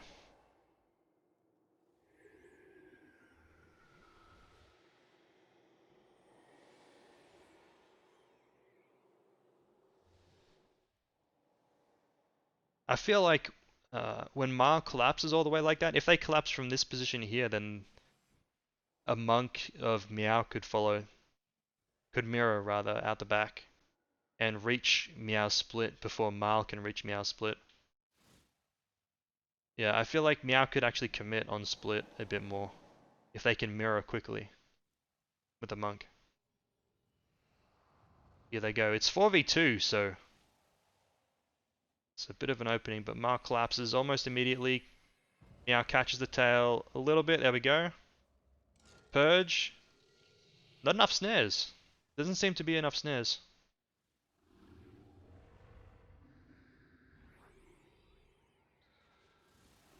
Yeah, we've caught the tail. Nope, just gets removed.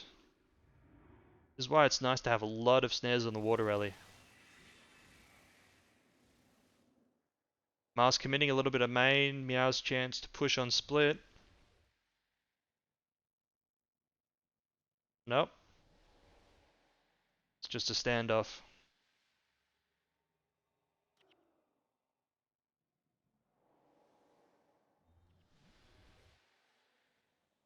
Just a standoff. I'm reading the Twitch chat. Guys are saying Mal needs to set up backdoor collapses. Yeah, so Bounty says Mal needs to set up backdoor collapses where Mal just runs through backdoor here, which would give them a much better chance to kill the split of Meow. And that's very true. Yeah, it would be much harder for Meow to survive. So, yeah, Mal could do that now actually. They've pushed in, they've got the position to do a backdoor collapse. But no, they're just going to collapse front door. How quickly are Meow going to escape? Right away. So, no opening for either team.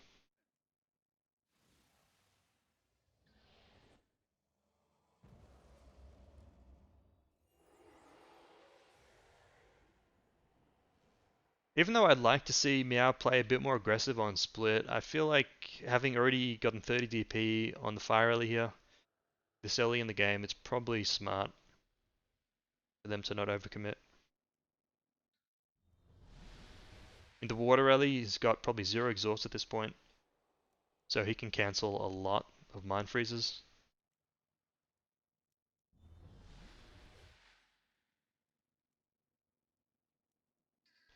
Which makes it very hard for the Mesmer, of course. to interrupt it.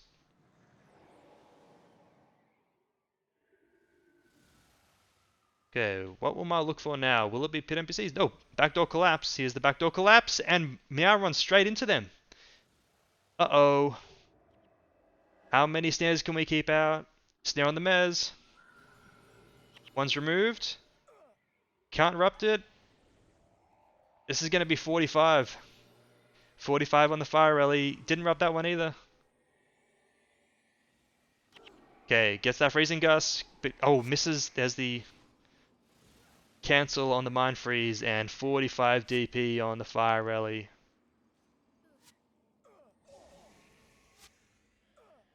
Not yet though. Not yet. Heal monk manages to. Is this the heal monk? Yeah, but all the monks manage to reach. But Meow is caught out. It's after time. Meow can't put up any offense from this position. They're just punching bags trying to get back to their base. The number 8 of Mile can expend a lot of energy here. Should have a relatively full bar still. Close to full energy. But he's only got 2 snares on his bar, and there's probably a lot of hex remove on the side of Meow. So Mile's window of opportunity is closing.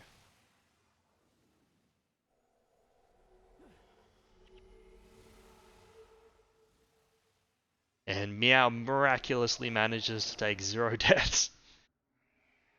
So thankfully Meow, hopefully that is a learning opportunity that Mile can collapse through backdoor like that. And yeah. Great job by the monks of Meow to push front door so quickly and catch like that. And that's incredible that the fire really didn't go down. Or that no one went down at all. So Meow playing with fire there. Close to being caught.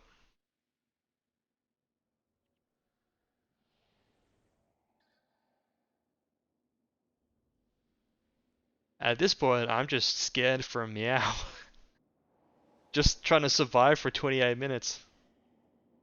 Or until 28 minutes. I feel like they can win lore damage, because the Stone Sheath is going to do a lot of work.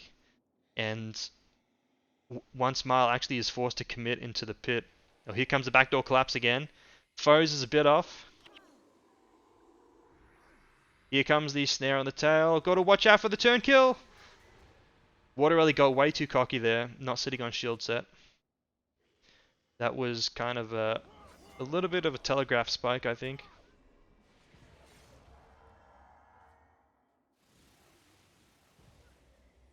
Thankfully for the water rally, it's only 15 DP, but it's 15 DP against a 6 damage spike build. And still no NPCs. One footman rather, so it's not nothing, but it's not nearly enough. Long range Ice Spear.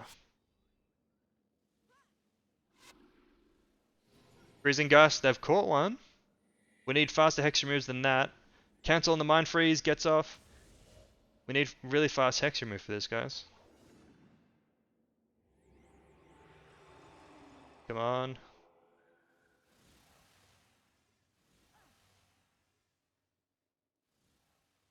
Maybe they should send the 7 monk. Actually, probably not, because they need the healing in case Mal spikes them out. But it seems like the 7 of Meow has a lot more hex removal. He's got Spotless, maybe Cure, and Purge. So he could counter the Water Rally perhaps much better than the 8 monk. But to send the 7 monk on split would be risky, because then they'd miss their healing at main team. So, I don't know. Maybe they are just forced to send the 8 monk.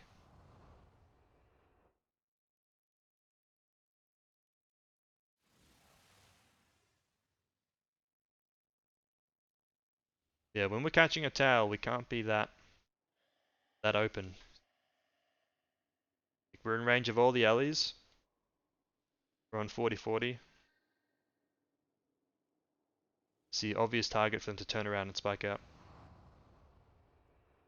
Also, ideally, we can get a better foes up. Anyway. Meow's still in it. Mile has got so much discipline to play like this. They're so patient. If I was them, I probably would have gone for a pit NPCs by now. And lost my own in the process. A very disciplined play by Mile.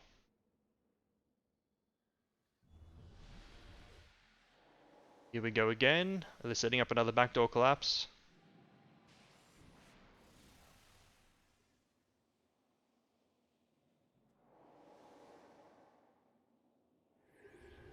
Here we go.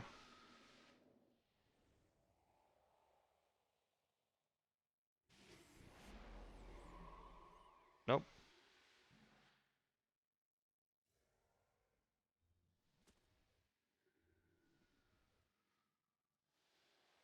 Yep, and now we wait.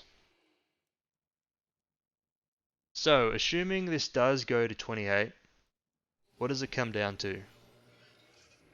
Oh, here we go. Meow's pushing in. Looks like Mars committing to pit NPCs. Yes, they are. They pulled the knight. This is it for Meow. What do they get here? Man, they're playing like pussies.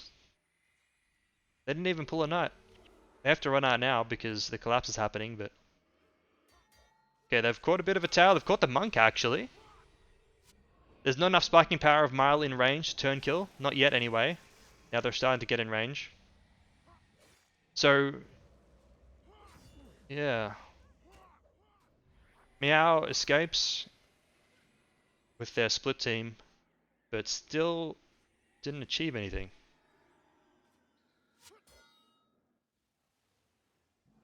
I feel like they can just kill these guys, can't they? They've got a Mesmer here. Can't if they get a good... They've got Mind Shock, Mind Burn, probably Tenai's. They've got a Mesmer with at least one enchant strip, hopefully more. If this Monk and Ellie get cocky, can't they just kill them? Anyway. Flag gap, Mal coming with their own flag to overcap. Split of Meow, circles back around through their own base. Through the back door.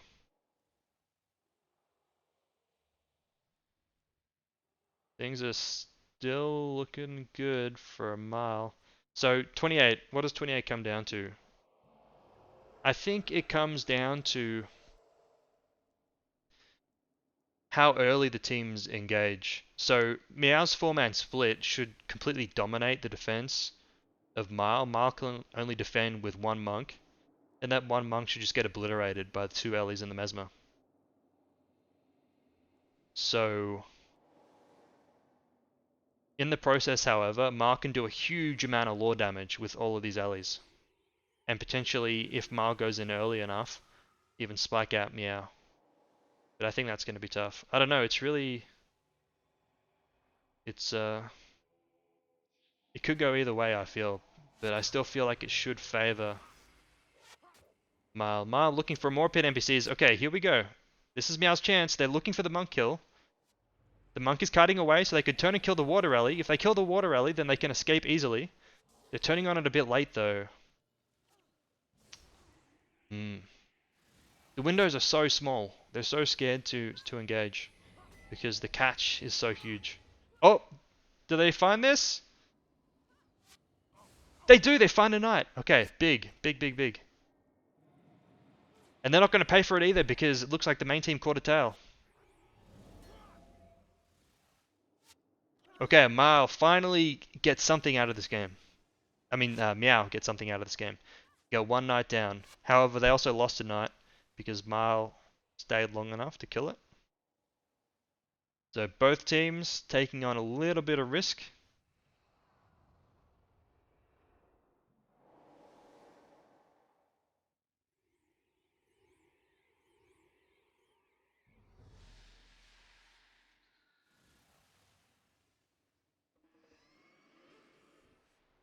So my thinking is at 28, if both teams go in very late, then it favors Mile, because Mile can burst a huge amount of lore damage, way more than Meow can. But if both teams go in earlier, then it favors Meow, because they can kill the defending team of Mile and end the game. So it perhaps all depends on how early they engage. How early they commit at 28. So Mile wants the commit to be late, Meow wants it to be early. And I feel like if Meow does do it early, then there's just zero chance. If they do it at the perfect right time, like maybe, I don't know, maybe exactly on 26 minutes, maybe 26:30 at the latest, then I think that perhaps Mile just has no chance to win that game, because the way they would defend against that to not lose the game is by collapsing, but if they collapse at 26:30, they can't get any lore damage. So we'll see. If Mile manages to get lore damage before 28, that would be another way they could potentially win this, because then they could collapse at 26. Okay, here we go.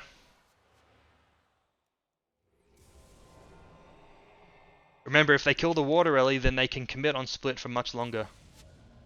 Look, they're running, but they don't have to run yet. The collapse hasn't started. Why are they running?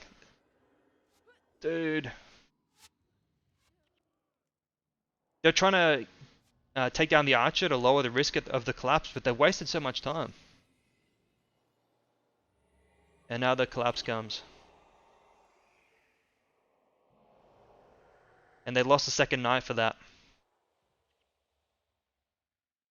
So, nice to get the archer down, but I think that's a wasted opportunity. I think they could have got much more, because Mile spent a lot of time there to get that knight.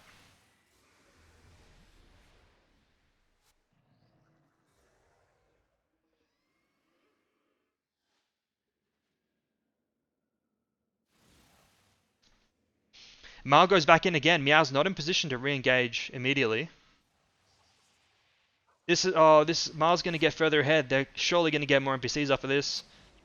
Get the archer. And Meow haven't even engaged the split again yet. Or barely have engaged it.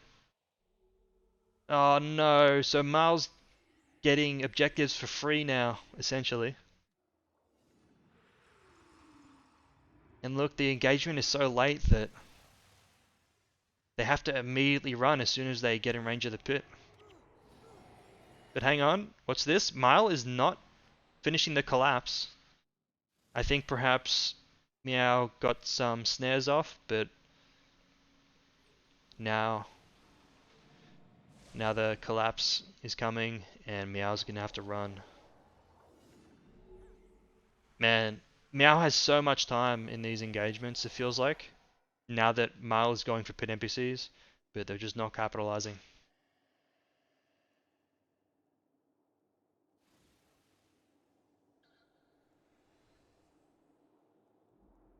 So there's only Bodyguard and Archer left. If it keeps going this way, Mile can just start farming lore damage before 28, and if they can do that, then there's no way for Meow to win. Because if Mile keeps on being disciplined and gets lore damage for 28 and then collapses at 26, just defends their own base, then they can't lose, right? The split of Meow has to do something much faster. They have to have a real threat. They're 4v2, the 3 damage against 1 monk, with a Dommez with a enchantment move, and 2 Ellies that probably have 16 plus 2 in their elemental attribute. Okay, this is another opportunity for both teams. Here we go. You've got to take the engagement. You can even risk getting DP now. It's so late in the game, you can risk getting 45 DP on the fire rally. Mile gonna immediately collapse though, forcing the hand of Meow. They might actually take the 45 if they can't get this Ellie out. Unfortunately for Meow, they have no shutdown interrupts, the ones that actually disable the skill. So the very fast recharges on these snares are paying off. Like Mind Freeze is a 5-second cooldown, and if the Ellie's not exhausted, he can just spam that. And Freezing Gust is 8-second cooldown. Here we go. Waterelly looking to sneak some NPCs maybe. Unfortunately, Waterelly takes a very long time to kill NPCs. Oh, but man, this is not looking good for Meow.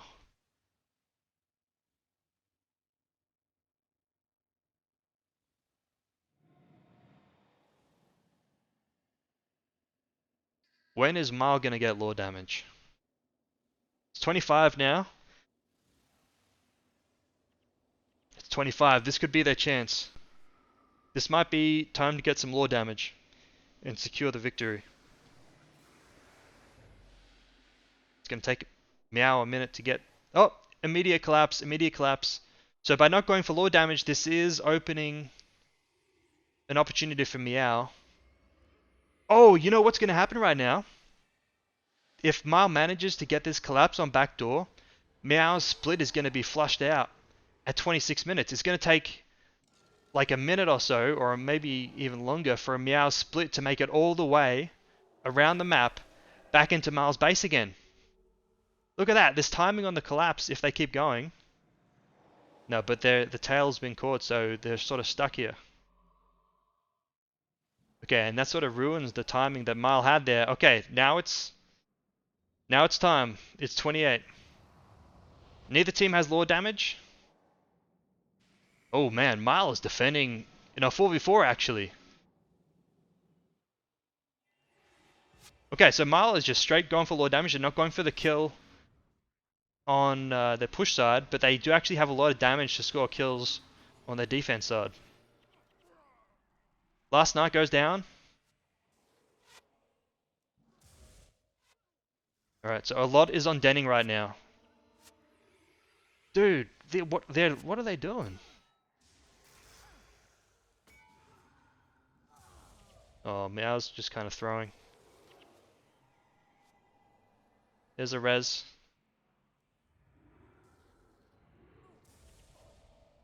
Yeah, this game goes to Mile.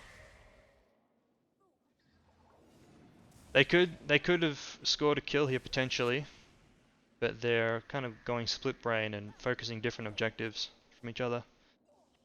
Now Mile has way too much lore damage. Heeb's 45 DP now. Yeah.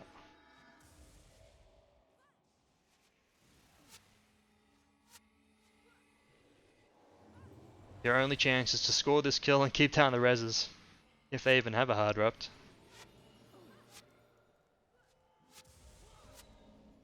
But there is now no chance.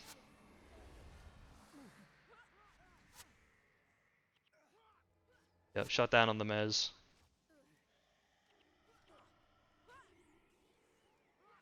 Yep. Game goes to Mile. So well played by Mile this entire match. Incredible discipline, as I've been saying throughout. And yeah, you couldn't play it much better than Mile played that.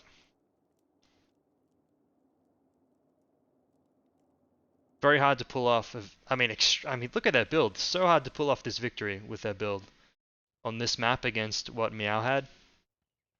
So hats off to Mile.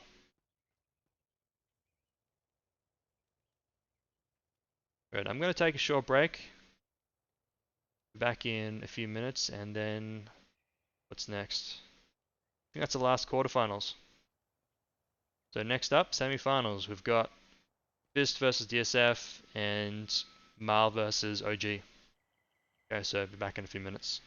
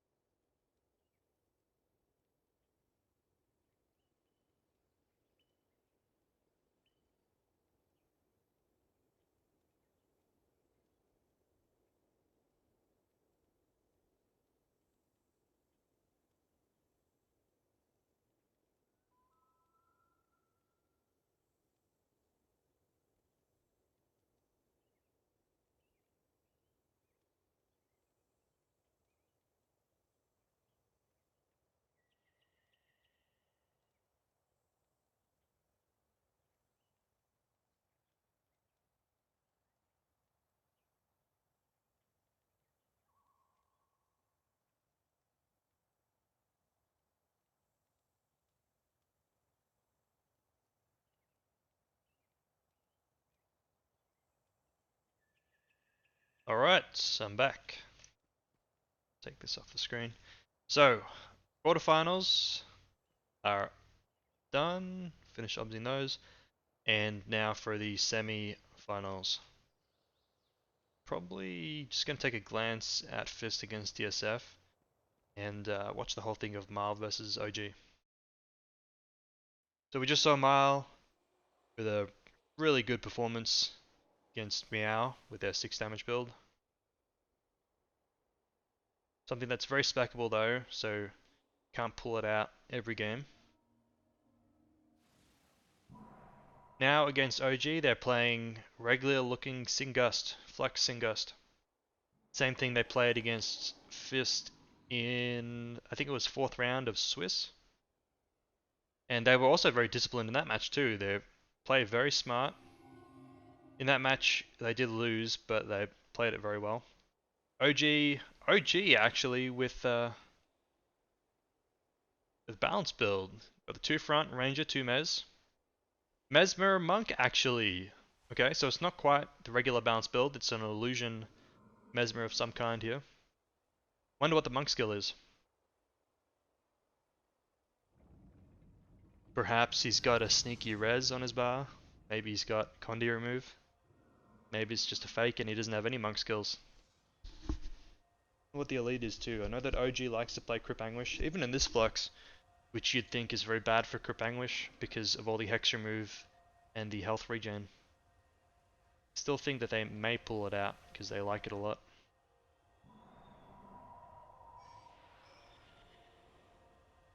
Mal looking for a kill, not going to find anything yet. OG is just going to play the long game. They're splitting. Ranger, Lisa. Probably going to cap the flag soon, I'm guessing. Coming here on Warrior. Crip Anguish not finding anything yet, but he's positioned nicely to stop the flag. Assuming he is Crip Anguish. And Mile just chasing. See how well these guys dodge the pin downs.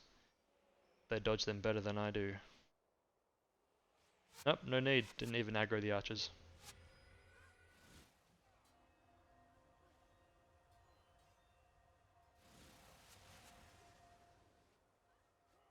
Let's see. So, flag cap only now, was it? Seems like a bit late for the flag cap. Anyway, flag is capped now. Yep, that's Crip Anguish. So, as always, the trick of splitting on Imperial is you have to have the flag capped, pretty much. Because it's hard for a team that's built for 8v8 to both collapse, split, and run flags at the same time. But if you're splitting without the flag capped, then you can just get full collapsed on your split. So you can't do that, you need the flag capped. Oh, sorry, I had the teams messed up. So it was Mile that capped over. Wasn't OG doing their first cap. So, running flags slowly as they are being hit by Crip Anguish.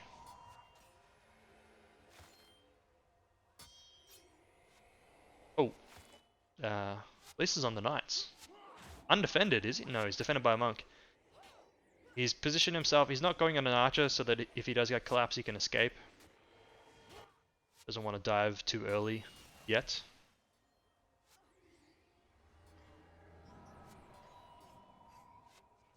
The split defense Ellie and Assassin chasing around Ranger.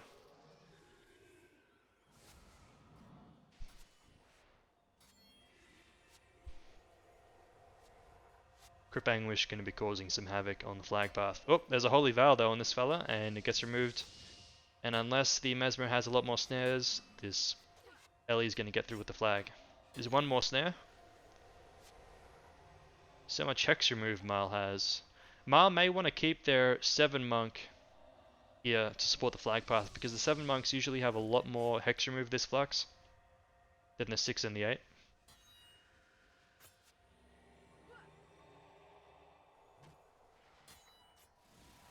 Okay, now Dervish is a little more willing to take a risk and go on 3 NPCs, as it doesn't look like Mile is interested in collapsing. And And OG just making sure they're keeping Marl split apart, so that Marl can't get the damage together. Pushing this flag, pushing backdoor.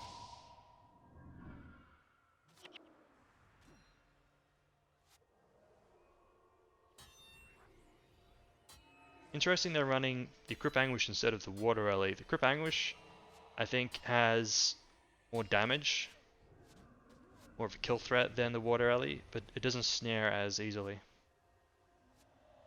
Like it snares a much higher energy, and it doesn't have nearly as good energy management, and a longer recharge too. So if Marl has a lot of hex remove, then I feel like the Crypt Anguish shouldn't have that much of an impact on the game. But I mean, he is so far, so for some reason, it seems to be working well. OG running flag on warrior. I'm just going to hold this flag. Big fight at the back door. OG's dervish is out of Marl's pit now. He got, what did he get? He got one knight. Yep, one knight.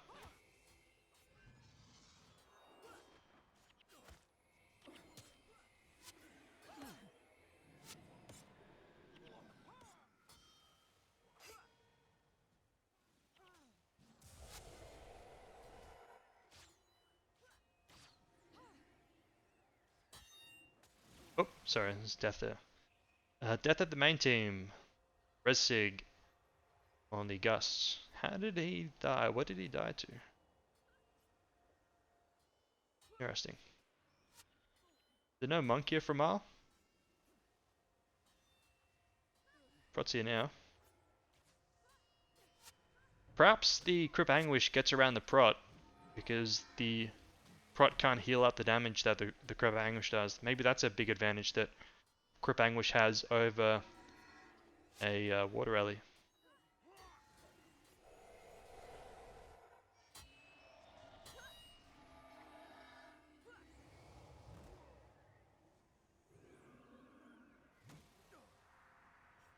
Flag running on the Lisa now.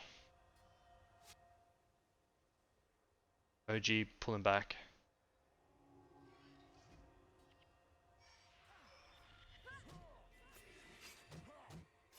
With the flag ready, gonna hold it though, so that they're not forced to run. Gonna look for some kills, almost get one there. Number 8 of OG looking to push up to support split if he has to. OG don't seem under much pressure yet, and as I say that, Monk gets low.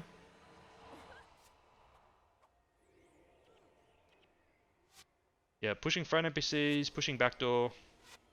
Very smart by OG. Keep the damage of Marl running around, especially this Flux when OG's monks are so strong. Look at that, very slow guilt on the Veiled Ellie. Marl gonna have to cap soon though. While the Crypt Anguish is good at pushing flags, it doesn't add much in a team fight, which is part of why OG wants to split this up so much.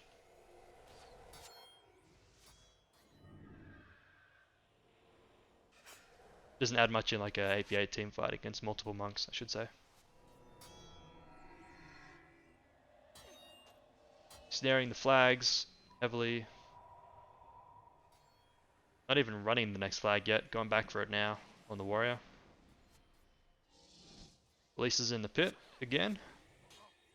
Supported by a Mesmer, misses. No, hits the power block. That means both NPCs going to go down. Huge power block. Now the Mesmer runs away. And it's fallen apart a bit for a mile now.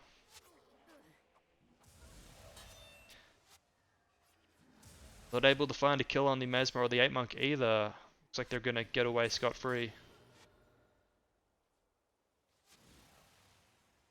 Huge plays by OG.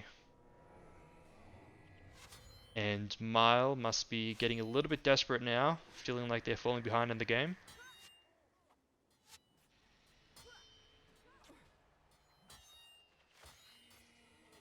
It's only one more pit NPC before that Dervish can just farm lore damage.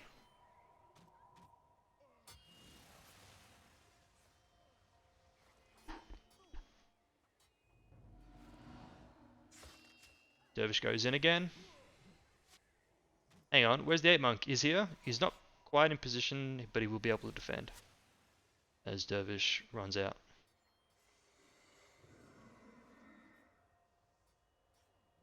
Illusion Mez, menacing the flag path. New flag coming in on the Meze of OG.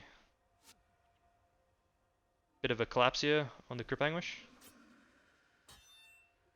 Monks are in range though. So hard for Mal this game.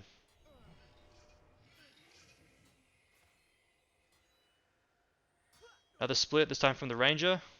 Mesmer trying to follow as well, but he is collapsed immediately by Ellie and Assassin. Ranger probably won't be able to get anything. Monk is pretty close on his tail.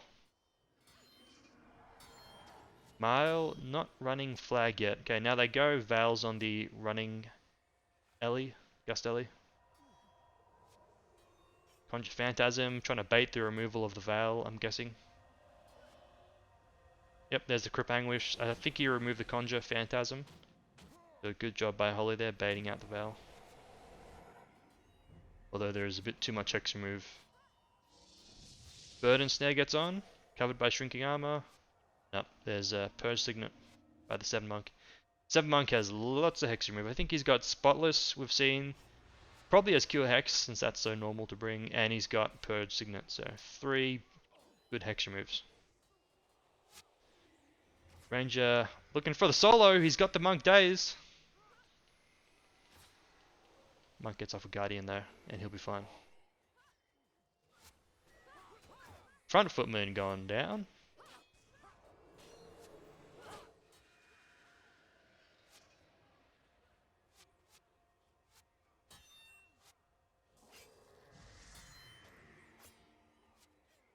Bit of a collapse by the Mesmer.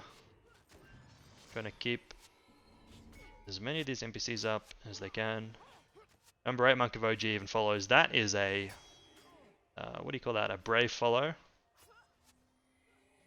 Against just the Mez when you've got 4 damage, I think, of Mile here. Or was it just 3 damage?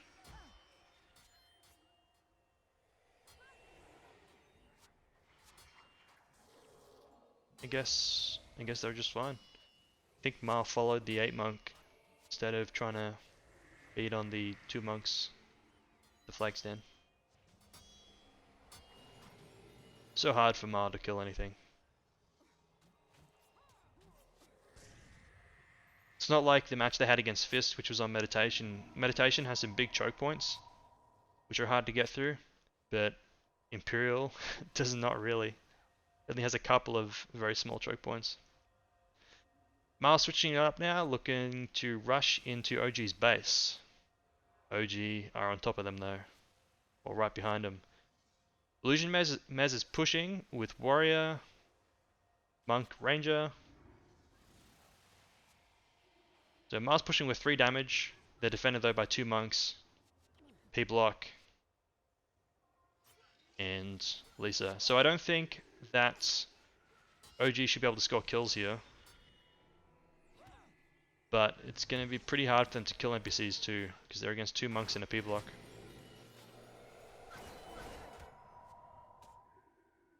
Complicate on something. 2 hard wraps. 2 hard wraps and a P-Block. Wrap shattered there on the air attunement as well.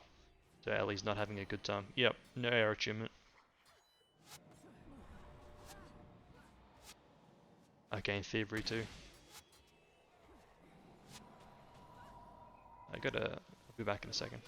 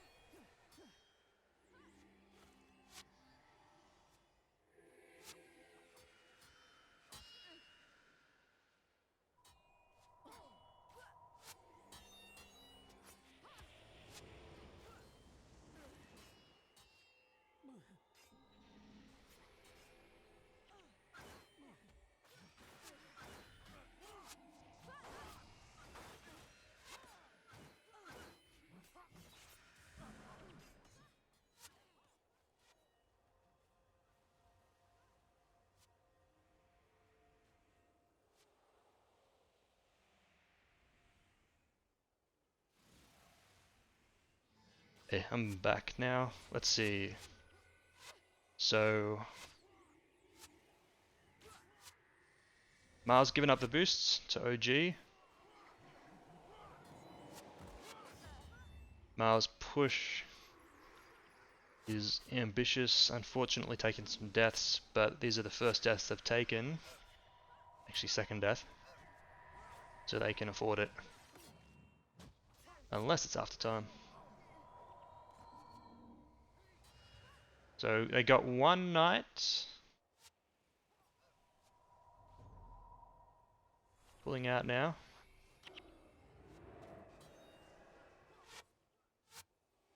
And they haven't lost any more NPCs. They're defending actually with 2 monks against 2 damage. This is ambitious. 2 monks against 2 damage. No wonder they're dying on the push side. This is only a solo 7 monk. And he's fluxed, so it means he has no prot spells. I think that's a missed P block, is it? Oh, before the boost though.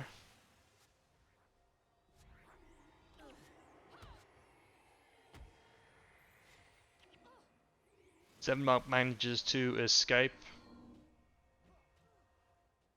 Assassin and Ellie do not.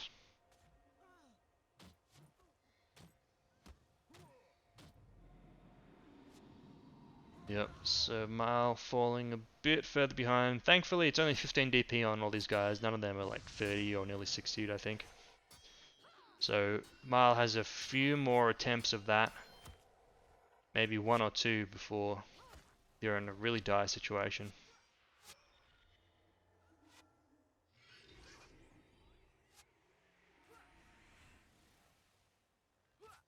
They just don't seem to be able to put their damage together. Find openings to score kills. On the other hand, they have got Singus, which is a build that can do a lot of lore damage. So if they can manage to get a few more NPCs down and be stable in the pit of OG, then they could farm a lot of lore damage. But they're pretty far away from being able to do that right now, having only taken 1 knight.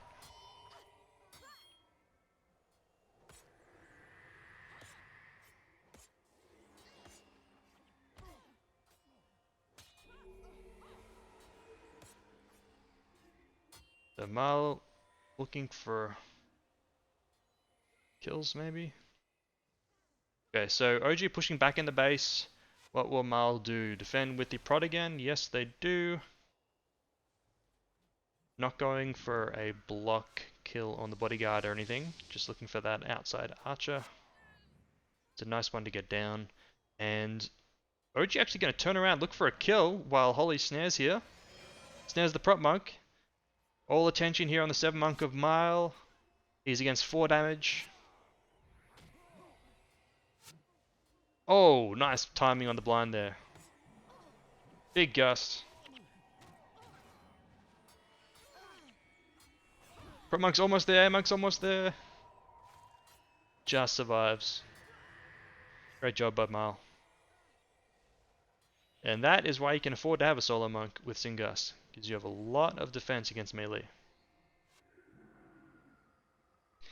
OG now pulling back with their main team, created some space for their splits, which is an illusion and a Lisa. Which means that they're going to have basically all their damage, all their big damage dealers are main team. Pushing actually now with the Ranger 2, which is going to force Mal to respond by sending back an Ellie and Assassin. Pushing with the A-Monk also. A-Monk probably wants to go the other way, I'm guessing, so he doesn't risk getting turned on. Oh no, actually they're sending back the Assassin and the Ellie because they want to keep the prop monk at main, but no, the prop monk is collapsed because he's maybe following. I don't know, I'm confused. Anyway, I don't think that Mal should lose any more pit NPCs here, although they do take a death on the front side and are forced to pull back again, as they probably have no more reses. They're not able to reach OG's base this time. Doesn't bode well for them.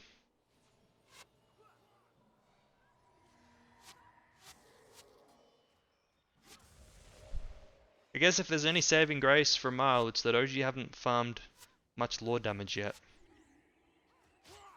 Unless they did it while I was AFK. getting it now.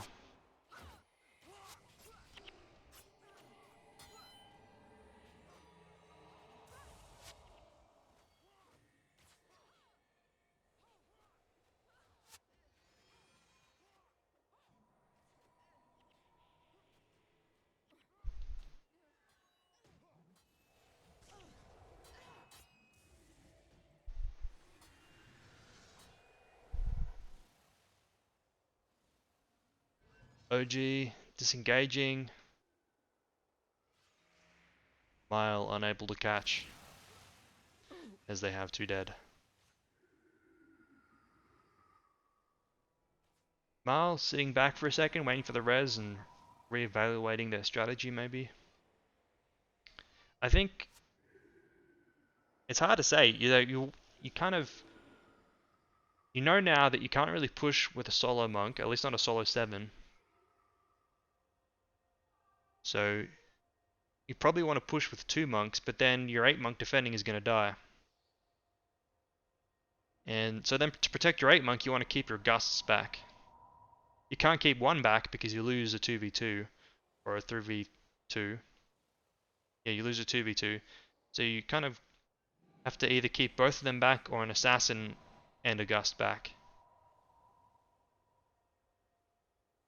But if you keep an assassin back, you're going to struggle to kill pit NPCs, and same thing if you keep a second gust back. Like if you keep 2 damage back, you're going to struggle to take pit NPCs.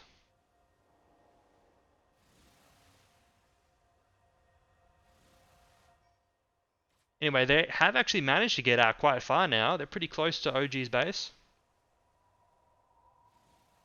This is good. They've actually gained some ground. What are they pushing with? So it's an assassin, Mesmer, Ellie, assassin, defending with 1 gust, I'm guessing. So 2 monks. It's a solid push. Solid push. 2 assassins. Not willing to get into the pit though. Meanwhile, OG is pushing with just... Well, hang on, it's just the Lisa farming lore damage. Okay, so there is an opening for Mal here. They've got 2 monks. They should have both the Ellies, right? Yep, both the Ellies. If they play aggressive, they may be able to find the NPCs. Assassins are not in the pit though. They're perhaps just trying to play it safe, but I don't know how safe you can play it at this point in the game.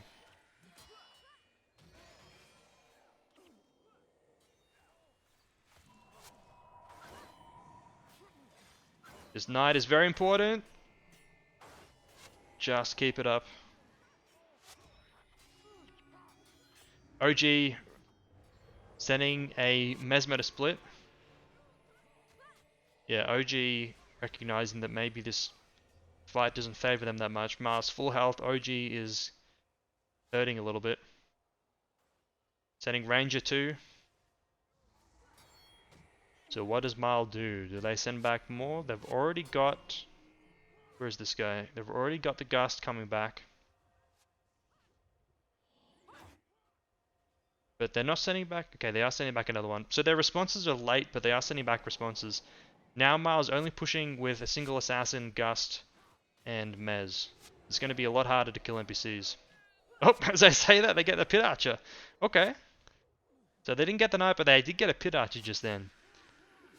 So I'm guessing that, yeah, Monk of OG is out. Okay, this is a much better position than Mal's been in all game.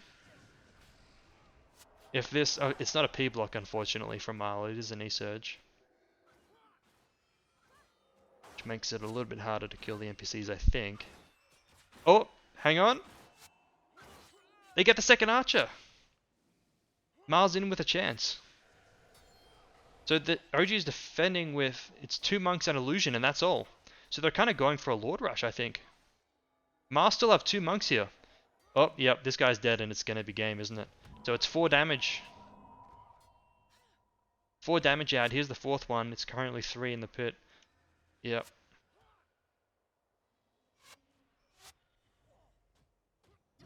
Yep. Yep. And that's game, unfortunately. It's too much damage out and not enough defense for from Mile, and that's the game that you play is they're pushing enough that they can stay in the pit and score NPC kills, but it's cost them the game, unfortunately.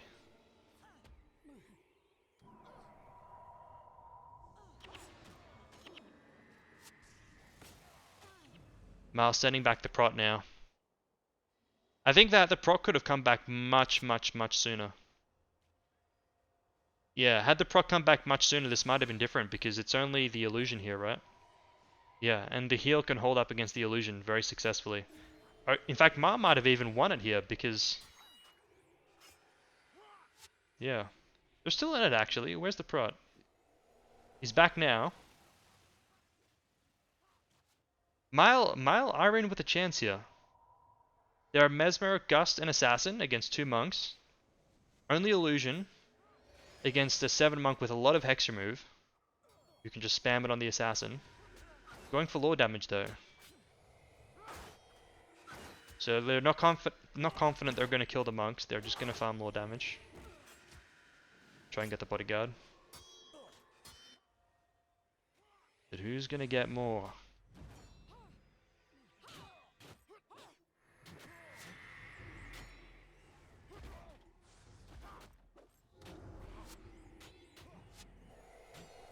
So 2 monks a mile against 2 damage.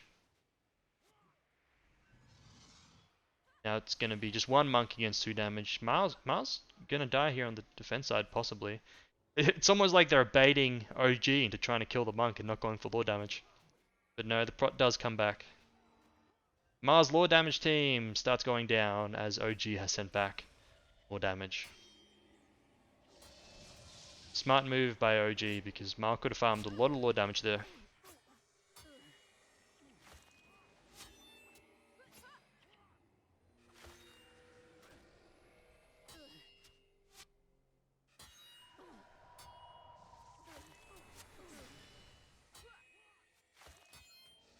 Yeah, very smart move by OG to switch that up.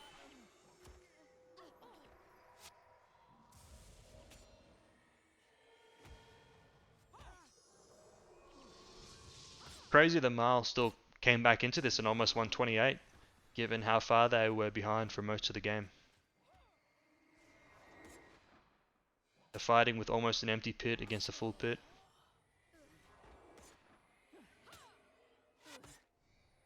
So, even though I think they've probably lost this game, still a great job by Mal.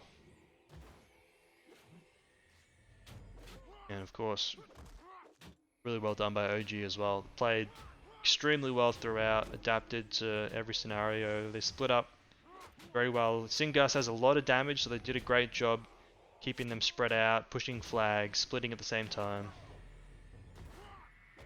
Not letting Mal consolidate their damage. Really great match.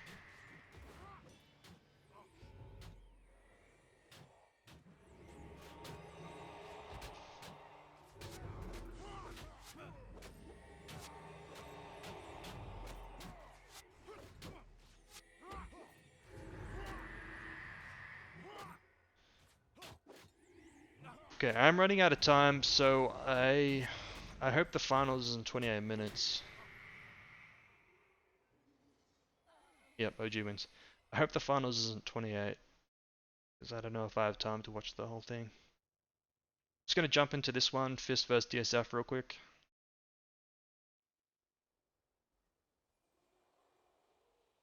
Saying it's a 3-minute finals. Okay, good. Alright, this is triple LE. Yeah, so it's like it looks like a good old spike build versus a balance build.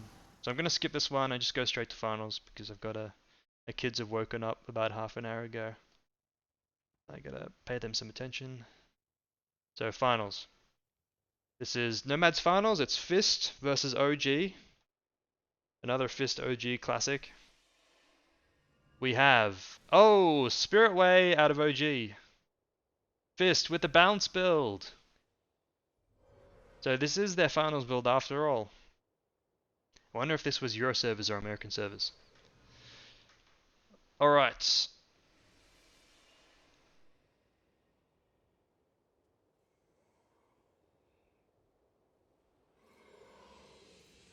Hang on, I hear baby screaming. I gotta be back in a minute. Sorry. I gotta check on the kids. Be back soon. Maybe be back soon. We'll see.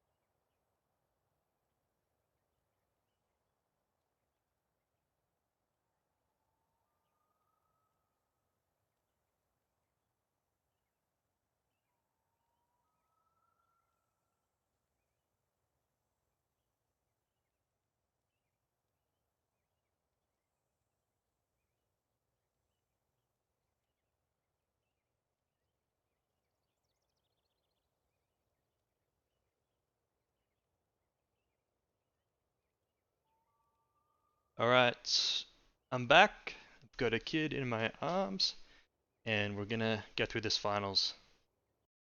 Hopefully you guys are not trolling me and it is actually a 3-minute game. Alright. Well, I mean, it's Spirit Way, so of course it's 3 minutes.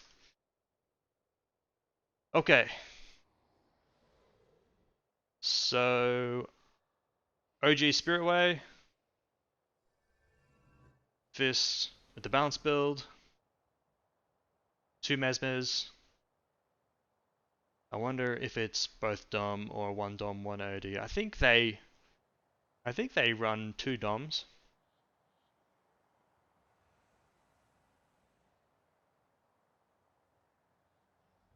So who wins this? Who does this favor, I wonder? I feel like, I mean, you can never really tell with these Spirit Way builds because they go so fast, these Spirit Way games.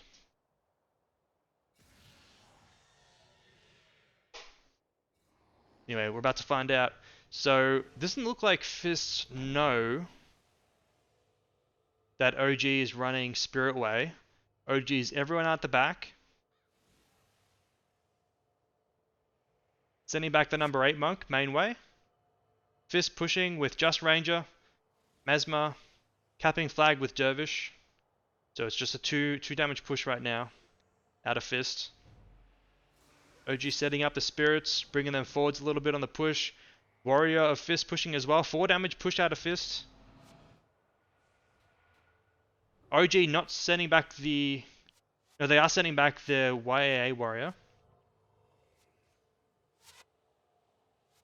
Fist going straight for the pit.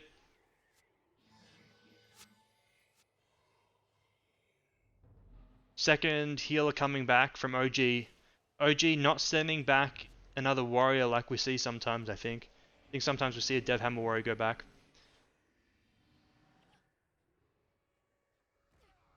Let's see. Number 8 coming out as well. Fist send the number 8. Oh, Mesmer goes down on the push.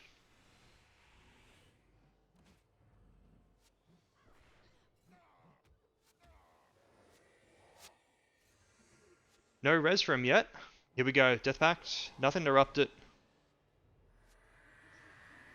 Alright. So we got 4 damage versus 1 monk and 1 writ.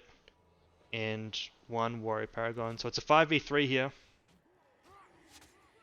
Hopefully for OG they don't die after time. They die before time, it's not as big a deal. Except that you might lose more NPCs. And clock is running out on both teams now. Oh, if this Mesmer goes down after time, this is a pack kill, so very, very risky. OG still not opting to send back any more damage. They're going all in. The Monk Warrior, by the way, I wonder if he's fluxed. Both the Knights are down. A Fist. Hang on, it's after time. Rit goes down on the push. Monk goes down on the backside. OG dying on both sides. Warriors are going down on the push side. OG have opted for the Lord race, but it's not going in their favor right now. No res. Do they have a res? Does the Warrior Paragon... Where is he? Here he is. Does he have a res? If he does, it's probably been taken out. And it should be back soon. No. And I think that's it. Ali's Monk Warrior has Frenzy Defense. Well, Frenzy Defense, that is a nice pickup against this Spirit Way build. Yeah, apparently Ali here on Fist has Frenzy Defense.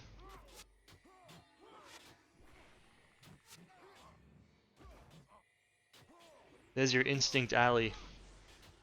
Frenzy Defense. I guess OG didn't threaten early builds or mad as far as I saw, as far as I can remember. The Frenzy Defense is kind of safe if you're not playing against Ellie's. Anyway, well done to Fist. Nice try by OG. So that's it, the finals of the November 2025 monthly tournament. And Fist is the champions. Are the champions. Alright. Thanks for watching, hope you guys enjoyed. And see you later.